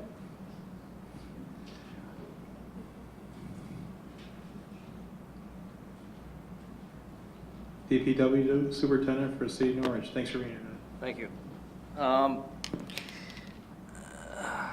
I've only been in the position for a month and a half, so didn't realize I was going to be speaking tonight, so I didn't prepare anything. I don't have any ideas at this time, just really here to listen, but I guess I had one question for you, and that is there any money from the state to help pay for replacement of water mains and sewer infrastructure specifically? Well, I know that the state budget that was passed last year had a water and sewer infrastructure fund. It's $2.5 billion. It's an application process. I'm sure we can get information to you as far as how that process works, but municipalities are able to apply for that type of funding. There's a $2.5 billion fund that's out there for municipalities to apply for water and sewer infrastructure improvements and upgrades. And we could certainly provide to you the contact information and where to go to that at the state level.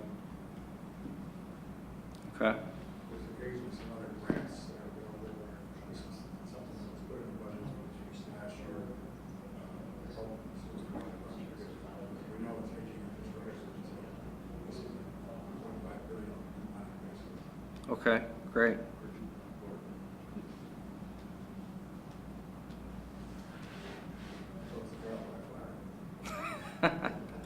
What region are we, but yeah, I should know this, DOT region, we have 9? 9. So maybe this is a question for Ed and the mayor. Just for the whole region, not just for your municipality, but if you were going to look at the state, local infrastructure for the entire region here, and you had to give it like a letter rating, like a score, like from A, B, C, D to E to an F, what do you think? Just I'm asking for your opinion, not judging. What would you have what type of score would you want to give it? You're talking statewide, or Just for this region, because we're going to be touring the state, so it's kind of a standard question when you're looking. That's a tough question. I'd say a B- right now. Thank you. Mr. Byrne, can I rate this question? I traveled 35,000 miles in New York State and through my district last year, and I don't think that there's any DOT region that will give you a significant letter grade difference. I think the whole upstate region is pretty much on the same playing field, the same level. That's just my 35,000 miles worth of driving across 3 regions. I got Central New York, the Hudson Valley, and Region 9. We met with the Region 9 DOT engineers 3 weeks ago, going over all the projects in Delaware County, and we just kept on talking about what's going on all over the place. And there's aging infrastructure here. We all face the same problems throughout the state. So that's just my 35,000 miles worth of talking. And then I will say congratulations on your new challenge, but I'm sure there's some other individuals in the room that would welcome you to be part of their coalition that comes to Albany every March for the Local Roads Matter campaign. It's quite a sight to see 700 highway superintendents from around the state come up to Albany to advocate for more CHIPS funding and a commitment to local infrastructure. And the success we've had is because of the advocacy your fellow colleagues have done over the years, over the past 6 years, and it's certainly something we're going to continue to advocate for. And hopefully, these forums are a way to continue to put a spotlight on the issue and the need for our local infrastructure. So you being here, and I'm sure that group's going to welcome you to see you up there. They have a nice orange shirt for you to wear when you come up. So, All right. Bag of chips, yes. Thanks. Actually, one that I just thought of while we were talking, one regulatory requirement that can cause issues on projects, big projects, and delays is the fact that you have to have multiple contractors working on projects. And often what happens is they end up delaying each other, and then the taxpayers get hit for those delays. So it'd be nice to see that requirement go away, so that you'll just have one general contractor do the work, and then he can be in charge, be responsible for the whole project. That's something that we're in Wick's law, we did a minimum trend.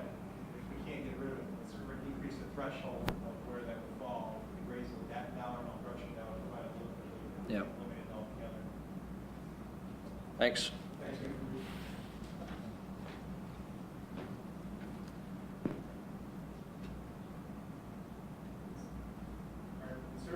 But not least, Mr. Chris Bond, Director of Structural Engineering for Hunt Engineers. Chris, we really appreciate you making the drive out here. Thank you. Thank you so much. Glad to be here. So I jotted down about 5 areas. I think 4 out of the 5 have already been discussed, so I'll go over them kind of briefly, just kind of reiterate, see if there's any other take on my thoughts on that. First being, the needs are high. Certainly our infrastructure needs are high. I think a lot to do with the age of our infrastructure. It's been talked about a little bit before. Our geography, I mean, the wonderful assets that we have of the rolling hills and streams means we have a lot of bridges, we have a lot of roads and bridges. And our climate, we're fortunate to have 4 seasons, but those 4 seasons come with freeze thaw, so there's no doubt that our needs are high. We have a lot of infrastructure needs, particularly in the highway and bridge world, but also in the water, wastewater infrastructure. The needs outweigh the funding. That's pretty clear. You've heard that a lot here. You've referenced the comptroller's report. I don't think anybody doubts that we have a lot of needs and looking for ways to fund that. And those needs are diverging. There's been a lot of talk here about some of the programs, the CHIPS funding, the Bridge and Pave New York programs. Those are great programs. They're very helpful. They've done a lot. They're not enough. We talk about the increase in CHIPS over the years. Tremendous boost. I can't imagine where we'd be without those increases. But while those funds have increased 50%, I think was around the numbers, the cost of construction has probably gone up 300%. So, thank God that we've had an increase in funding to help, but it's not keeping up with the cost of materials. The Bridge and Pave New York programs, they've been a nice boost, a recent boost. But the next point I'd like to make on that, and probably the new one that maybe there hasn't been a lot of talk about today, is the consistency of those funds. While it's great to have a shot in the arm and have a new bridge program, there's a gear up of the industry to be able to sort those programs. There was a little bit of talk about whether or not the contractors will be able to keep up with that. That'll be increased in cost. It's a burden on the industry to gear up for a one-time funding source. If that's a consistent and regular source, for example, there's a new beam technology called NextT that we were looking to implement on one of our projects, and we saw that the cost that was supposed to be a benefit, a decrease in cost, was kind of showing up to be a little bit high. And we reached out to a couple of the suppliers that we worked with, and they said the tooling to set up to build that new cheaper beam is $1 million.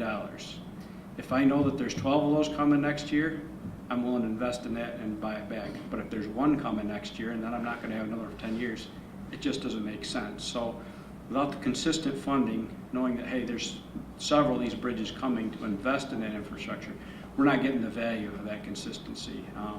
And I think we're even worried that will we have the contracting force and the people to build these bridges, or if we'd been doing these every year, clearly the need's there. And if we knew that every year there's going to be those kind of bridge projects out there to be funded, the industry would be ready to support those and we'd be getting more efficient completion for those dollars. But when they've been down for a few years and they're trying to ramp up to take advantage of these strong programs like Bridge New York, there's a cost there and we're not getting the full efficiency out of that program. And then lastly, the regulatory. It's out of balance. We've talked about some of the different programs here, whether it's the historic, the DB, the prevailing wage. All those have their benefits. There's good reasons for all those programs. I think the real question is one of balance. If I look at particularly like the DB program, somebody talks, should it match the diversity in the area? Well, even a modest growth goal makes sense. If your capacity is 7% and you want to set a goal that we're going to try to get to 10, I think we would all support that. But if your capacity is 7% and you have a mandate of 30%, it's out of balance. Hard to meet, going to cost extra costs, and be really difficult. And you know, when we talk about some of the environmental or the historic preservation goals, you know, those are benefiting 2% of the projects, but they're costing all the projects to go these screening. A better way to pre-qualify these projects and say when it's warranted, we're spending that kind of money, but not to spend it on every project. And, you know, we write a design report, it's an inch-thick document that we're very proud of, but there's a lot of effort that goes into that thing that doesn't help every bridge project, but we prepare it for every bridge project. So I think those are the things where we could be a little more efficiency and make better use of those funds as opposed to burdening all the projects. So. What percentage of the projects that you've been involved in for the historic preservation actually found something historic? Well, there has been a few, but it's small, 5%. You know, I was lumping into a lot of others and saying 2 to 5%, but it's. Most of that earth has been just moved, destroyed, whatever.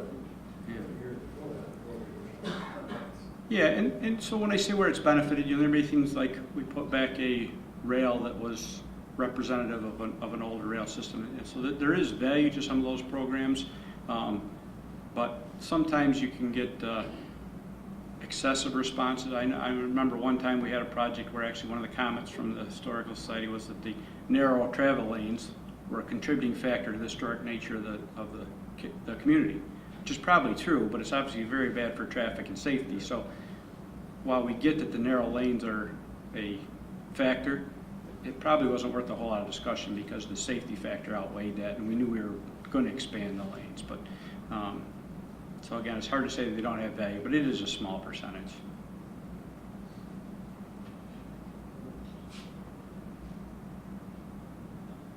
Chris, I know you talked about the regulations a little bit. I just wondered more specifically, especially because you deal with a lot of municipalities on a regular basis and working on projects.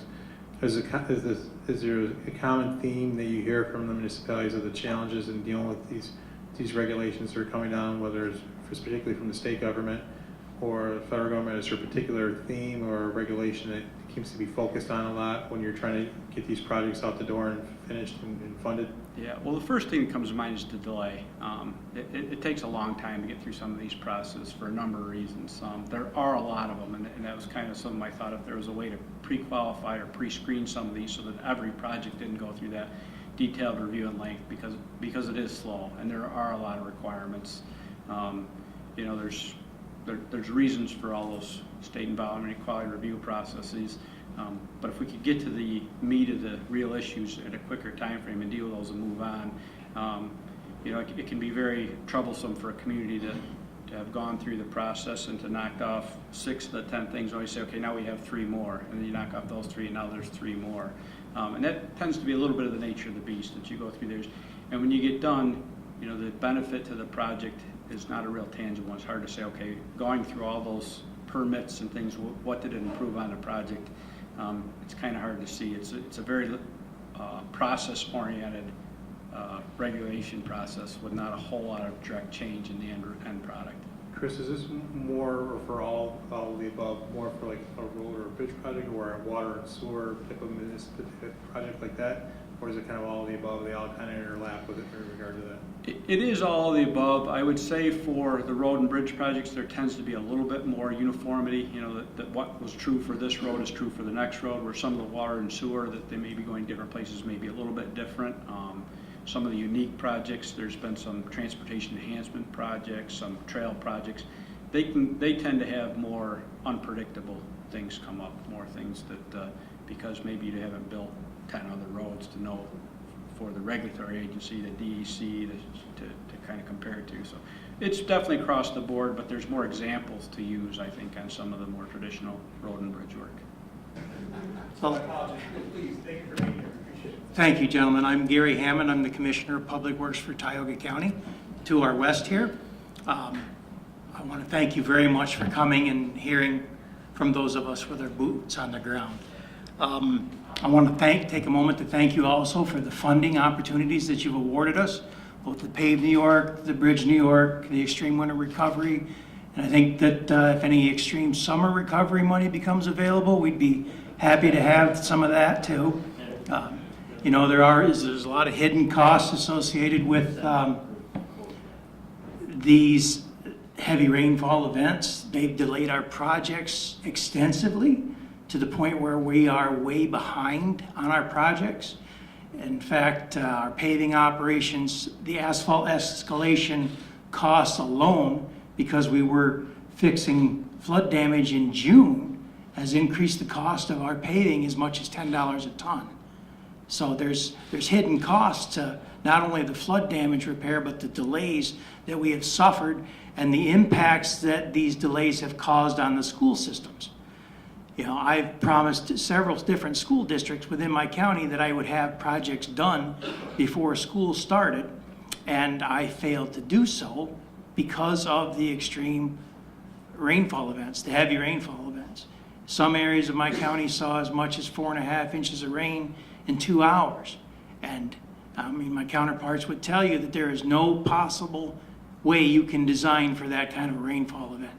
It's a torrent, and it's going to destroy your roadways. It's going to impact everyone within the county.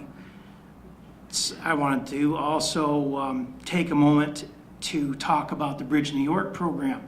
You mentioned earlier, and I found it, it struck a chord with me about coming up with a CHIPS formula for the water and sewer needs. Currently, the culvert portion of the Bridge New York money that was mentioned is distributed via an application process, all right? That application process has become substantially more complicated than it was initially. Initially, it was a one-page application, and I understand the need for more information and more detail. But what has happened is the application process has become extremely complex to the point where the more rural townships cannot fulfill the application requirements within the short deadline that they were given to come up with the information necessary. The professional engineer certification, the hydraulic analysis, it was way beyond some of the more rural townships.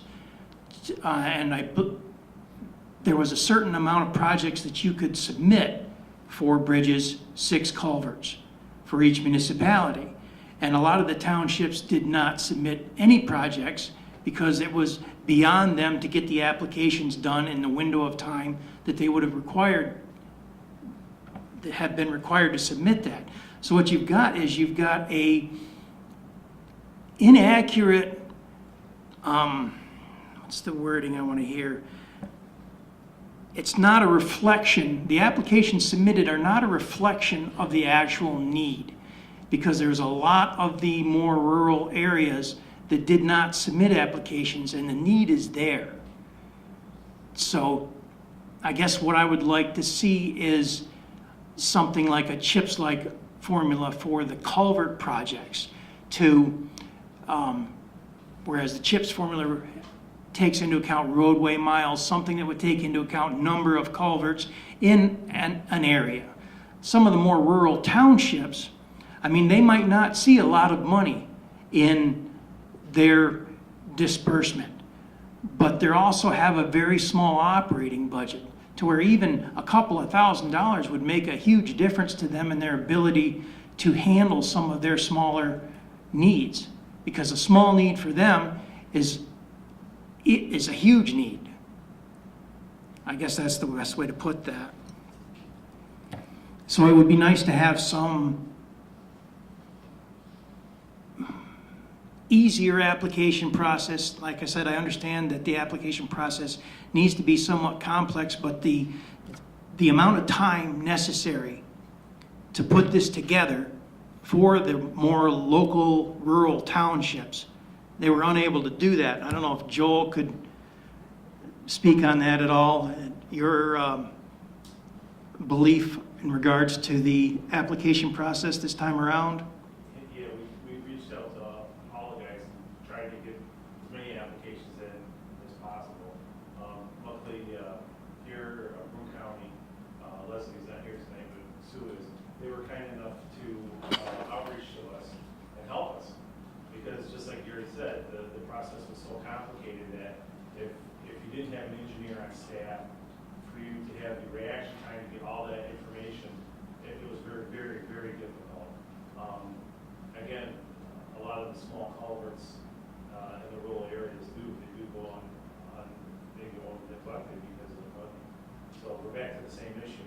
The issue really is twofold. It's one, getting more funding for this, but also maybe streamlining the application process. Or to Giving them longer. give them longer to get the process defined. Is it possible, we could probably get from DOT, but you have copies of the initial application, which was the one pager, and now the one that's more complicated, and then that's something certainly we could take forward moving ahead.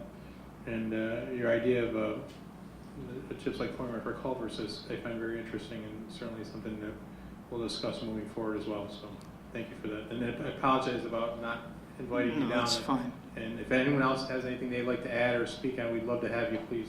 One of the things with the culverts is, and we're seeing it day after day after day, all the old infrastructure is galvanized pipe, and it's all failing.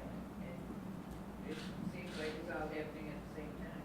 But in 30 years ago, well, they're all failing now, so there's a lot more out there that needs to be taken care of.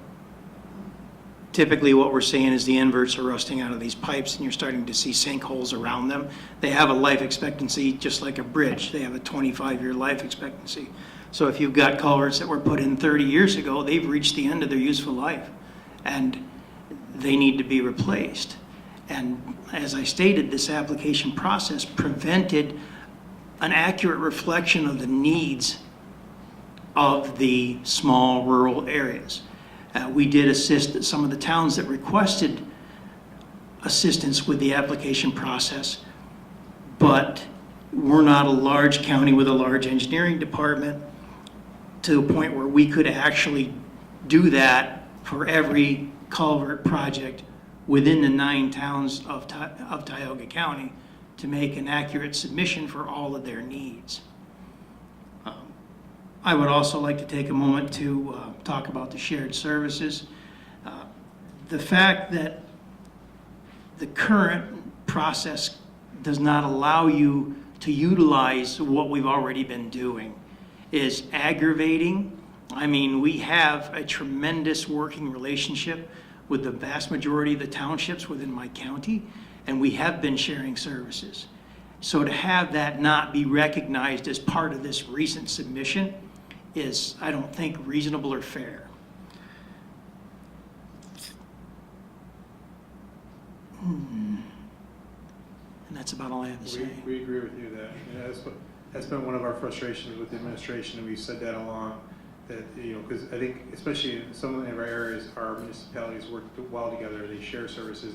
If there was an example of shared services, it'd be a lot of our municipalities, particularly here through the Southern Tier region, who have done that type of work and have demonstrated it, and then to not take into account the savings and things they've already implemented and taking that away from them and penalizing versus someone else who might have been out there, like someone especially, particularly, you saw a lot of it down in Long Island, which are some of their governments, our governments up here are very streamlined and at bare bones. But some of them down in Long Island are pretty big operations, so that they weren't participating, and then they could benefit from from additional funding, which that's a frustration many of us share, and we'll continue to make that case known. I always said the best state in New York wrote the book on shared services many years ago. I would agree with that. And in regards to my criticism, go ahead. On the culverts in Tioga County, how many would you say there are in average age? I would say that the average age is past its useful life expectancy. I have talked to Senator Akshar, has been very receptive to these discussions as well. And I know I've talked to you about it, Chris, in the past, and Tom Reed. There is a need for a more aggressive culvert replacement program. I mean, the bridges they're the big ticket item. They're the ones that everybody sees, but not being able to cross a 5-foot diameter culvert that goes under the road is no different than not being able to go across a 100-foot bridge. It still impedes progress. It impacts the infrastructure and the economic benefits of the infrastructure.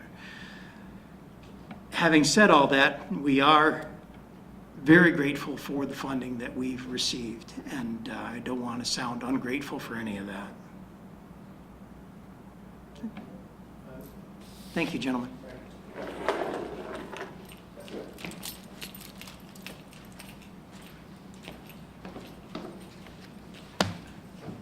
Thank you for the opportunity to speak. My name is Philip Wade. I am the mayor of the village of Bainbridge, and I thought it would be most helpful if I could provide a little bit of perspective from the small village aspect of upstate. First of all, again, thank you for the opportunity and thank you for coming and listening. You know, the transportation infrastructure here in the southern tier is our lifeline. Without the good roads and the ability to travel, we would be at a severe disadvantage. So we are very appreciative of the CHIPS funding. That makes it possible for even villages like Bainbridge, who have a very small tax base to begin with. Not unlike Norwich, which has only a 30% tax base to which to draw on. We have about 25% exempt, so we're a little better situation, but of course a much smaller tax base in terms of the number of individuals that are there and the families and the homes and businesses that are there. So we are grateful for the CHIPS funding. It is our only source of funding for road maintenance and improvement. We also use it for sidewalks as well, and it's been very helpful. Everyone seems to be asking for more funding. What we really need is legislation to limit the amount of rain per month so that we actually have more time to work during the summer and actually use some of the CHIPS funding. If there's anything you can do in that regard, we'd certainly appreciate it, because as my colleagues have already mentioned, it's been a rough summer, so to speak, in terms of being able to make progress on projects. The windows have been very narrow and small, and it creates all kinds of problems with scheduling and getting deliveries of asphalt and whatever materials you need for these projects. You should also realize that the CHIPS funding does help locally. It does bring dollars into this area, and it of course supports local businesses and creates jobs and work. We in our village use most of our own labor to do a lot of the actual road maintenance work and paving, as well as pouring concrete, etc. But also, as my colleagues have already talked about, we are small communities, and in Shenango County, we've been using shared services for years, and we have good relationships with the surrounding villages and towns, and we literally have one crew that goes from site to site within the towns and villages of Afton and Bainbridge to do the work, because we don't have the resources within a single village or a single town to perform all the work that's necessary. So we're not new to the business of shared services. I guess that's the conclusion.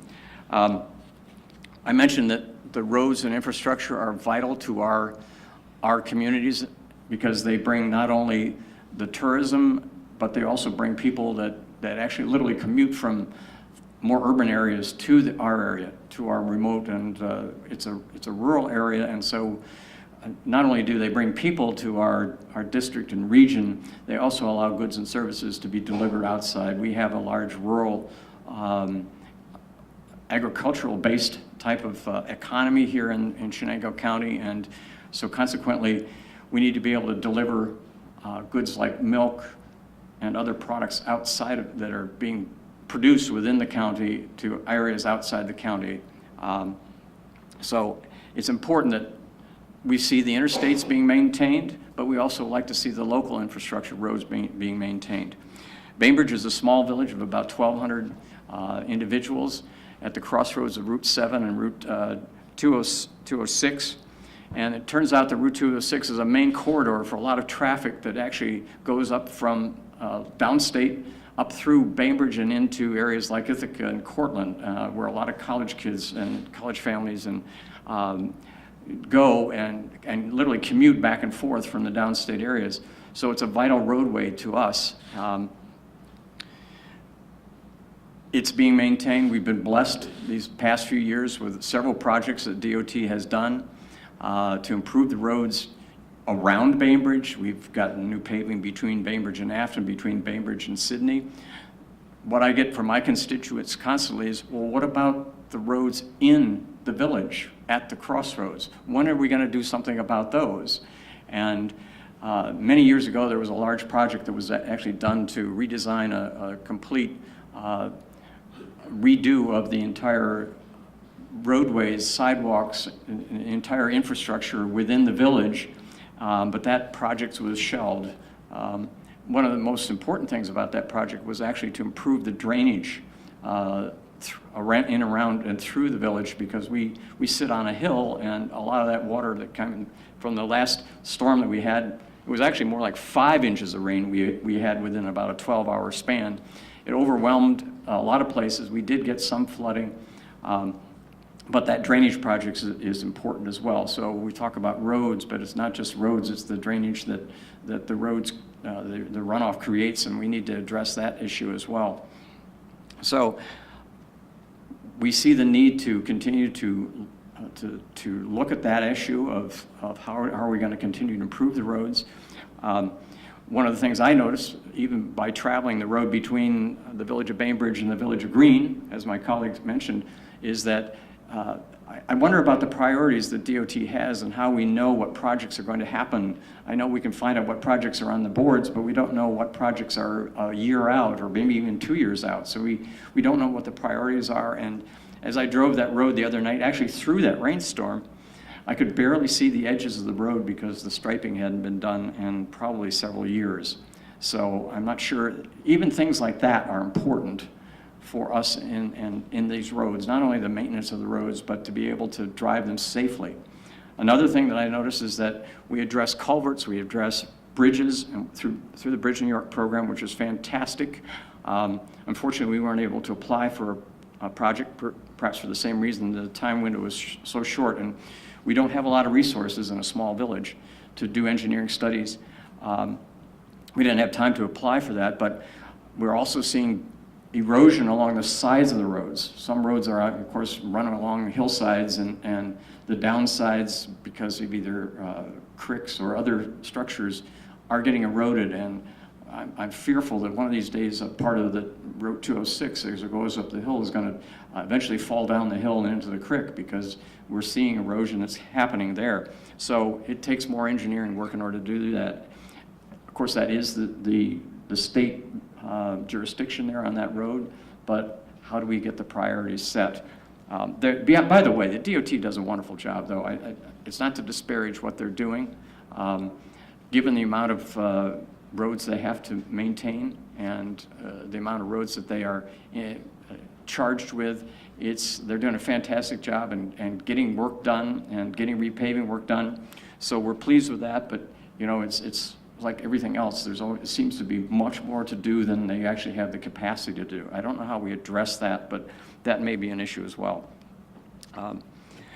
I'd like to, enough on the roads, but it did bring up, I think there was a question earlier about some of the idea of establishing a CHIPS-like funding formula for water and sewer work within the villages and small towns throughout the state. And I'd like to say that I'd be an advocate and a proponent of trying to establish that. I think that would help us. The issue we have with water and sewer systems is that they're funded through their own tax authority, and consequently they're limited to the amount of money that we can actually put into those systems. We don't fund them through general funds. They have to be self-sustaining. So consequently that limits how much investment you can make in those, unless you go into borrowing. And then, of course, that increases your tax load as well, because now you have that bond amortization that you have to deal with.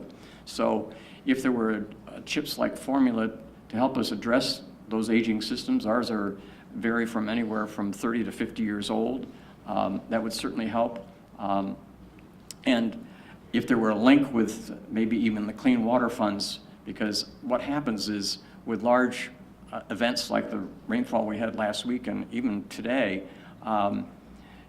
is you got a lot of inflow and a lot of extra water coming through our sanitary systems, and it overwhelms the treatment plant. And we had to go into pass-through mode for about a day last week in order to handle the excess flow. Now we're trying to address that locally, because it can be a result of illegal connections, offlow from things that aren't supposed to be connected to the sewer systems. But on the other hand, to actually do the work to the engineering work to try to assess where the water's coming from and investigate it, we have extremely limited resources. And a program, a CHIPS-like program that guaranteed a certain amount of funds that we could invest every year in addressing that issue would certainly be a step in the right direction for the small towns and villages throughout the region. It's not just Bainbridge, but it's other areas. One of the things that I've realized as a small town village mayor is that you can't just think about your village, you have to think regionally. You have to think what's good for not only us as a village, but what's good for us as a region. What's important? What are we doing economically to develop this area so that we can sustain small town life cycle, but as well work with our neighbors, both our other small village neighbors as well as the cities that are around this area. So that's what I'd like to share with you. Are there any questions? One thing, two things you said that I want to just kind of reinforce to the group. And you mentioned interstate's important, but those local roads are important too, from a business development and from tourism, because businesses locate in towns, villages, and cities, so they still have to come off the interstate. And what good is it if, what's going to make a business locate in town, village, or city if they get off the interstate and the local roads and bridges are a mess? Absolutely. Or same thing on tourism. Absolutely. You want to bring people to your area, but what kind of message does that send in the tourism side of it if the roads or bridges are a mess and they can't get to it and damaging their cars because of problems with the infrastructure? So absolutely, so I would agree entirely. Absolutely. That's been a continuous argument made in this battle every year for these CHIPS funding, so I think it's important. Absolutely. Thank you for being here. Appreciate it. Anybody else? Okay, thank you. No? Thank you all very much for being here and sharing your input and expertise with us. We really appreciate it, and we wish you all a very safe trip back home. And again, if there's any other ideas or suggestions you have along the way, please don't be hesitant about reaching out to us and sharing them with us. We thank you very much.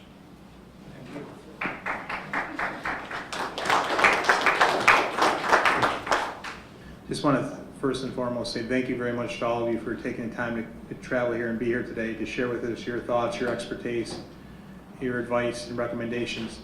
It's very valuable. It's going to be very helpful to us as we move forward. And again, this is the first of 8 hearings. And from this, our conference is going to be working to put together a report that we're going to be submitting to the governor, administration, and all our colleagues. And hopefully we can come up with some ideas and suggestions.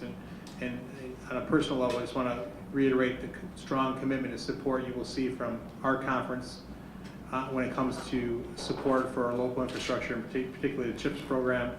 And we certainly all like to see Pave New York and extreme winter recovery wrapped up into the CHIPS-based base aid formula, something that's been a goal and it will be a mission of ours as we move forward. But your support and ideas are important. If there's something you might forget that you want to get to us, please feel free to communicate with us. Justin, I would like to hear more from you on some of those things. You talked about the pavement preservation and some of those other ideas where it might be helpful to municipalities to give a little bit more flexibility, from a CHIPS funding perspective. All those types of ideas are valuable to us and will be part of the report that we put forward. So we look forward to continuing our relationship to work with you as we move forward, and hopefully we can continue to put a spotlight on this very important issue. We want to thank the members of the media who came today, because this is an incredibly important issue. We firmly believe that we need to be proactive in this issue and not reactive. How many of us put our kids on a school bus every morning to go over a local road or a bridge, or we don't need to see tragedy happen before we act. The purpose of these hearings is to come up with ideas and being proactive instead of reactive, and that's what we're going to continue to do throughout this process. And your input, your participation is critically vital to that, so we can't thank you enough for being here and your help. We appreciate it. I just want to thank my colleagues for joining me here and bringing this task force to my district, 122nd district. Brian comes down from Utica area. Of course, Friend comes from Elmira. Of course, Phil comes from the Corning. But Kevin comes, I think he's got the star for the longest distance, so down near the city. And I can't say enough thank yous to them, because when we talked about this and Phil was and Kevin were put on as co-chairs, I knew they'd do a good job because Phil's heart is in the transportation. He works very hard on the transportation committee, and it's been a benefit to all of us and all of New York State, his advocacy for the CHIPS funding. and keeping our conference involved and notified of what some of the transportation thoughts are. So again, thank you to my colleagues for being here, and thank you to all of you for participating, because it's important that we get input from people with boots on the ground doing the actual work, some of the issues that you people have to deal with.